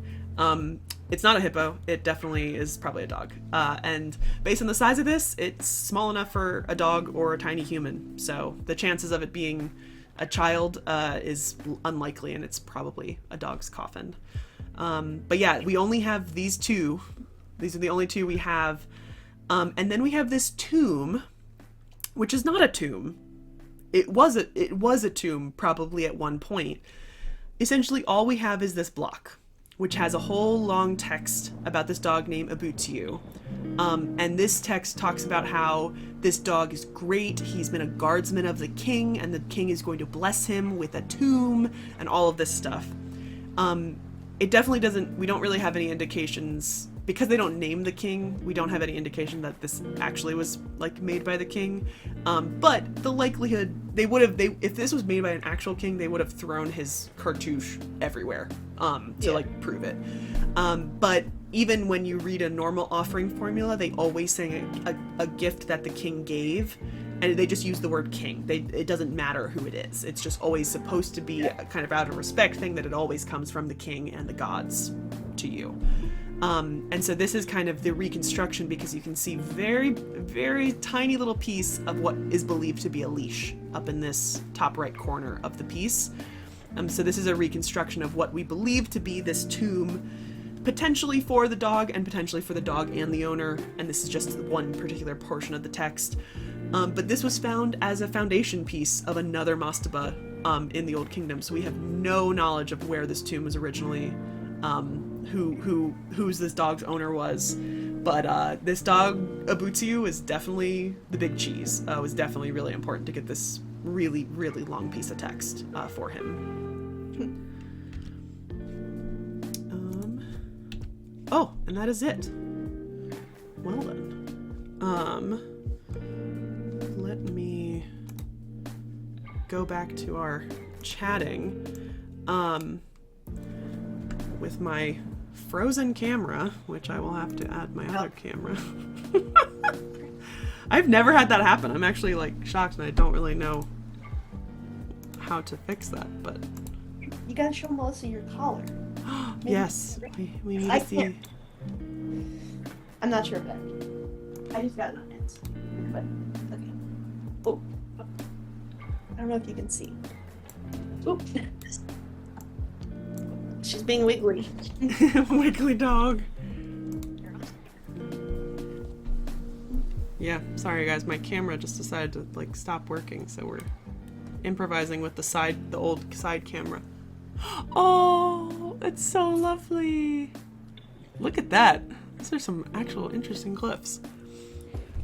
I'm not sure if it actually, I just got it on Etsy. This is the whole thing, is that I don't care if anybody like will try to like do like full-blown glyphs. Like, I know that you cannot afford to like give glyphs. It's like the same little section. There's a cartouche and then. But yeah, my whole thing is that I will normally always look and see, can I tell if they are real glyphs or if they are fake glyphs? And that is super obvious for me to find, but it's not always the best. But I wanted to read you guys out some of the names of dogs because I had them on a list here. So some of the dog names, let me look at my list. So 81 images out of my like 500 have at least one personal name. And I was able to add like I think 1 or 2 to the list that were already. So I said it was over 100, but it's actually about 95, or really almost to 100 different names. And so some names talk about like the character of the dog. So we do have a couple dogs named Pehets, which is black or Blackie or Black One. Then there's Edem, which is like the red one. Anu, Lively. That's actually the corgi that we looked at using the word Ankh for like Anu. Sa Nefer, meaning good shepherd. That's a pretty common. I think we have a couple different iterations of that. And then there are just, I mean, after that, there are just like countless and countless of like random ones. And then there are some that we just can't translate that are just like really bad glyphs that we just can't figure out. But I'm trying to figure out how to. I want to. No. I'm trying to move you so that you actually look like you fit on this, which I did not. There we go. There we go. But yeah, so if anybody has any questions about ancient Egyptian dogs, ancient Mesopotamian dogs, there were way more similarities than I thought, which is really cool. Yeah. I definitely, I mean, there are very much less breed types and range of breeds that are over there. Yeah. But I mean, it's kind of cool that they're all kind of consistent.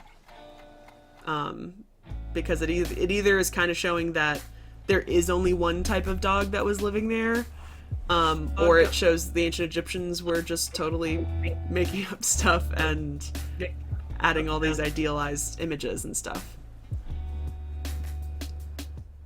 Whoop, I haven't really looked at much. Yeah. Bessie just jumped up and kissed me. I'm getting very tired. I can tell she's Poor angry. baby. Yeah, I just don't know about the breed. That's one thing I want to look at if I end up doing possible.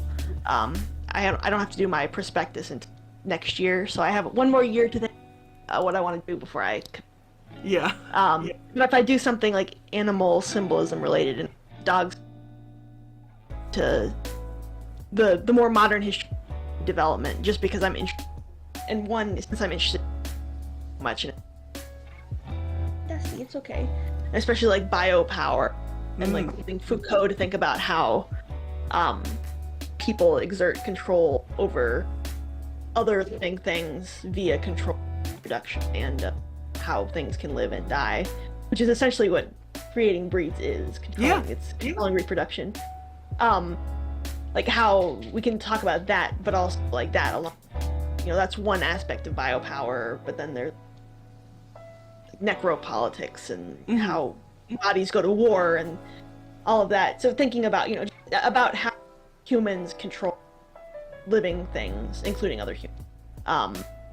Because I there's not much evidence, or none that I know of like controlling dog reproduction in Mesopotamia in cuneiform texts. Like obviously I think there has to be something going on with domestication.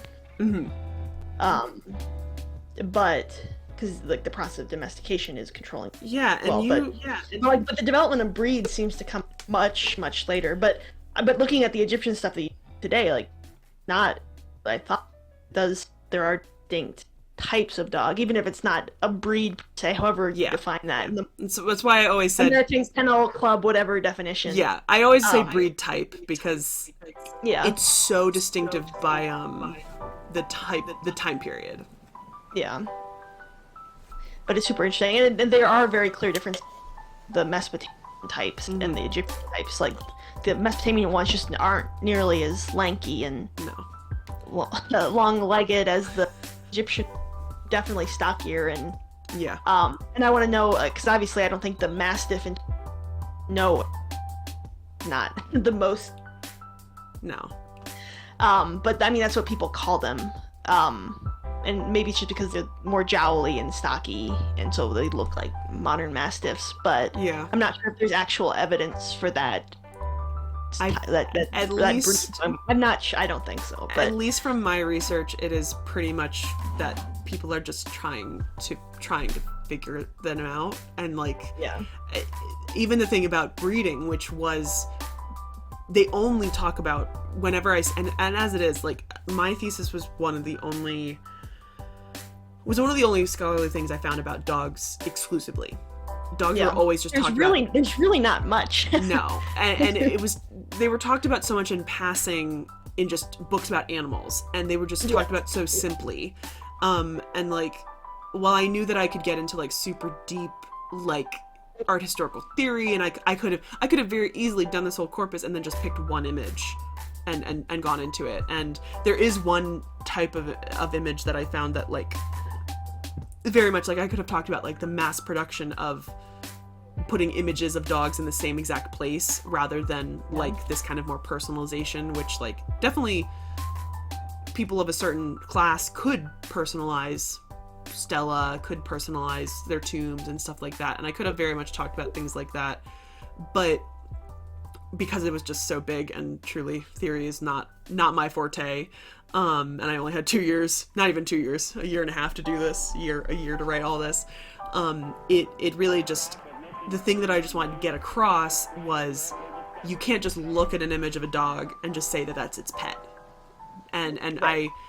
Very much at the beginning I was like, I'm not going to be calling them pets in this. I'm going to be calling them personal animals, because all of them had jobs. And this is with all different types of animals in ancient Egypt, is that they all had some sort of job. Whether or not they loved them, that's inconsequential. That doesn't really matter in this kind of context. But I also wanted to put forward that like the naming of them, the placement of them would kind of change the hierarchy of the likelihood of it being a real dog, and rather than it just being a symbol. Because I mean, there is actually a person who I think is also doing their dissertation on ancient Egyptian dogs, and it was also made like a corpus, and I've been kind of talking with her off and on, and I think she was it wasn't her. There is a really cool student who's just doing research on it now. But the only 2 books that I had found or articles found specifically on dogs. There are 2 books. They're French. One is German and one is French. Ironically, the French one written by the guy who was the Belgian Kennel Club president or whatever. But so from what I heard, did a great job. And then, not even joking you, I found all his articles via like academia and stuff. And at one point, after I downloaded an article, they always give you that prompt saying, would you like to send a message to like the person? And so I just sent them a message saying like, thank you so much. Like, I've been using all these articles. This is great. And then like a couple months later, I got an email or like a message through it saying, this is his wife. He actually passed away. And I was like, no. And from what I can gather, I think he only published part 1 of his book. I think there's a second part, which is a bummer. And I've never seen it. I found it like on some like weird website that I want to order it eventually to own it. But there's a German book that I discovered way too late in my thesis writing, we'll just say, because of like ILL. Essentially, I found it and I was able to get it, and I took a picture of every single page because I could only keep it for like 2 weeks. So I have a horrible PDF and a lot of images of these dogs that I couldn't find elsewhere are these horrible PDF images. But this woman, and then of course I had to translate everything, which like not everything, but a couple things. And when I translated like the intro, and it turns out that this woman completely excluded every hunting scene with dogs in it in this book. Well. And like made an entire huge novel of all of these dog images, but excluded it because essentially she didn't see them as pets. And I was like, I understand, but do you understand? I mean, she cut out probably a good half of tons of dogs, and it definitely limited her, I think, which was interesting. But yeah, she's really tired. I think she has to go outside. She wants to go to bed. But yeah, I'll just ask if anybody else has any questions for Kelsie. I'm actually gonna find your link to TikTok, and then I can post it in the chat. No, but this is really fun. I definitely learned a lot, because I just am not well versed in Egyptian stuff. No. I made the class on Egyptian archaeology this semester, and I learned a lot. And like you were mentioning, I know about Kim. I felt like I knew some things, but obviously like I have spent the time that you have. and that you need to be an expert on something. I feel like, Oh God, I know. It's been a while since I've read over my thesis or something, and so like and I'm very bad with like small, like, you know, small little things about like the words and other things, and it's just so hard. But if you want to follow Kelsie over on TikTok, WedgieBCE, they do absolutely amazing videos about cuneiform and actually showing how signs are written, and it's so cool because, man, Egyptian was hard enough for me. I don't know how you do it. I mean, I'm very impressed that you were totally sight reading that, and I was like, wow. And not even sight reading from the signs. From the transliteration, so it was easy. From the transliterations, that's impressive, because truly, it is impossible in Egyptian to... Oh, really? Yeah. Sumerian is much easier if you have the transliteration. Because if you have the transliteration, which also looks wildly different, which is so interesting to me, but if you have the transliteration, it is impossible to know the context, because all of the determinatives, every word has a determinative where you can change the entire, like, because like the word for house is pear, and it's a little glyph that just looks like a square with a little opening, and it's a house when you're looking at it from above, and it means the word house. But then if you put pear with two little walking legs, it means to go somewhere. And and it's like, but it's also pear. It's also parrot or pear, and like they're all the same. So it's somebody hysterically on a dating app, somebody once wrote a transliteration of something, and I was like, I need to figure this out, because this person obviously knows Egyptian, and I need to find out why. Yeah. But because he sent me a transliteration and not the glyphs, it very closely looked like they were saying something about kissing fish. The only word was fish.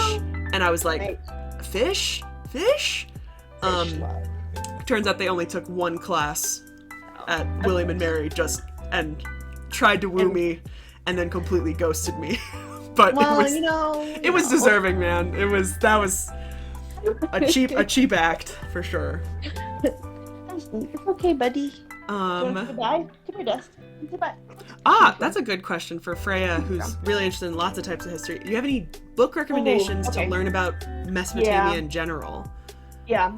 So I'm working on a list for one of my friends who asked a recommendation Mesopotamian religion, and I'll post about that on my TikTok soon. Dusty. Are you eating my watches? She's trying to eat my watches now. Oh my God. I know it's time. She's like, it's time for bed. I know. Okay, chew on the bowl. The best recommendation that I have right now, if I have to, but I... Oop. Sorry, repeat that. There's... Oh, sorry. It's okay. And also, I'm talking right into the mic. If you go to my link tree, I have a gender in Mesopotamia recommendation and a page Mesopotamia history. But if I had to name one right now, MelissainDeNile, Weaver Scribes. Oh, what was it? Weaver Scribes and Scholars? It's Weaver Scribes and something. But it's like, it's very new. It came out last year. Things. And it's really well written. MelissainDeNile is a great author. She was actually also in the Bangles for a little bit. Wait. Walk Like an Egyptian. I'm sorry. Excuse me? Yeah. What? Yeah, but like, so she like picks an... Sorry, repeat that. Oh, sorry. That's okay. She picks an individual that we know about for each of the different periods we can... the periods that have been constructed by modern scholars of Mesopotamian history. But it's really cool because it's about the individuals that we know about. That's really cool. But it also really contextualizes everything, and it's super good. So I recommend that. Do you know how do you spell her last name? If I Podany. I'm not sure. Let me check that. It's Weaver Scribes and something. I typed in Weaver Scribes and Scholars, but Weaver Scribes and Kings. Sorry, it's Weavers, Scribes, and Kings. Yeah. But that's a really good one. But then also she has Oxford University Press. And she has the one Mesopotamia. Or hers is on Ancient Near East. Then I think Professor. What's that name again? Sorry. That was just a very short introduction to the ancient. Yeah, Oxford University Press has pretty good. I think they have actually an Egyptian one as well. Yeah, they're all decent. Dusty, don't leave my watch, please. But I did get a question from K. Britt Prezel on TikTok saying, "What is my favorite pharaoh?" My favorite pharaoh is Amenhotep III. Shout out! I love Amenhotep III. I also really like Akhenaten. And Dusty. I think Dusty would be a great pharaoh. Look at this dog. Just like... She'd be a good buddy. Yeah. Dusty's a fan of Sennacherib, if we're talking about Egyptian or Mesopotamian kings. Sennacherib. Honestly, Ashurbanipal, he's always been one of my favorites because I just love saying his name. And Nebuchadnezzar. I love their names. Their names are just so nice to say. Ashurnasirpal is also underrated. Oh, and also, Ashurnasirpal. people don't say his name because the dotted S throws people. Yeah. Not an S. I love and Gilgamesh and Utnapishtim is always one of my favorite ones as well. Utnapishtim. But we will let Kelsie and Dusty go because it's Dusty's bedtime, and I can tell. So grumpy. So grumpy. So grumpy. But we will let Kelsie go. Please go give Kelsie a follow over on TikTok. I will hang around for a couple minutes while we find somebody to raid. But thank you so much, Kelsie. We are definitely doing one of these again because I need to know about bears and other animals. There's so many other animals I would love to do more research about. Yeah. I think bears is what I'm working on now, but I mean, I don't know. There's a couple. Couple what? Sorry. Texts about cats. Oh. I could do a whole thing about cats. I don't like to because hysterically my thesis, its subliminal like topic was to prove that Egyptians like dogs more than they like cats. And I'm pretty confident that I proved it based on names of cats alone in comparison to names of dogs. There are only 2 named cats. One of them is Lady Cat, Nebet Mew, which is like too simple and boring for me. And then the other one is Nefer, meaning beautiful or good. So they are too basic for me when we got 95 dog names that get super elaborate. And then we got Lady Cat. Lady Cat.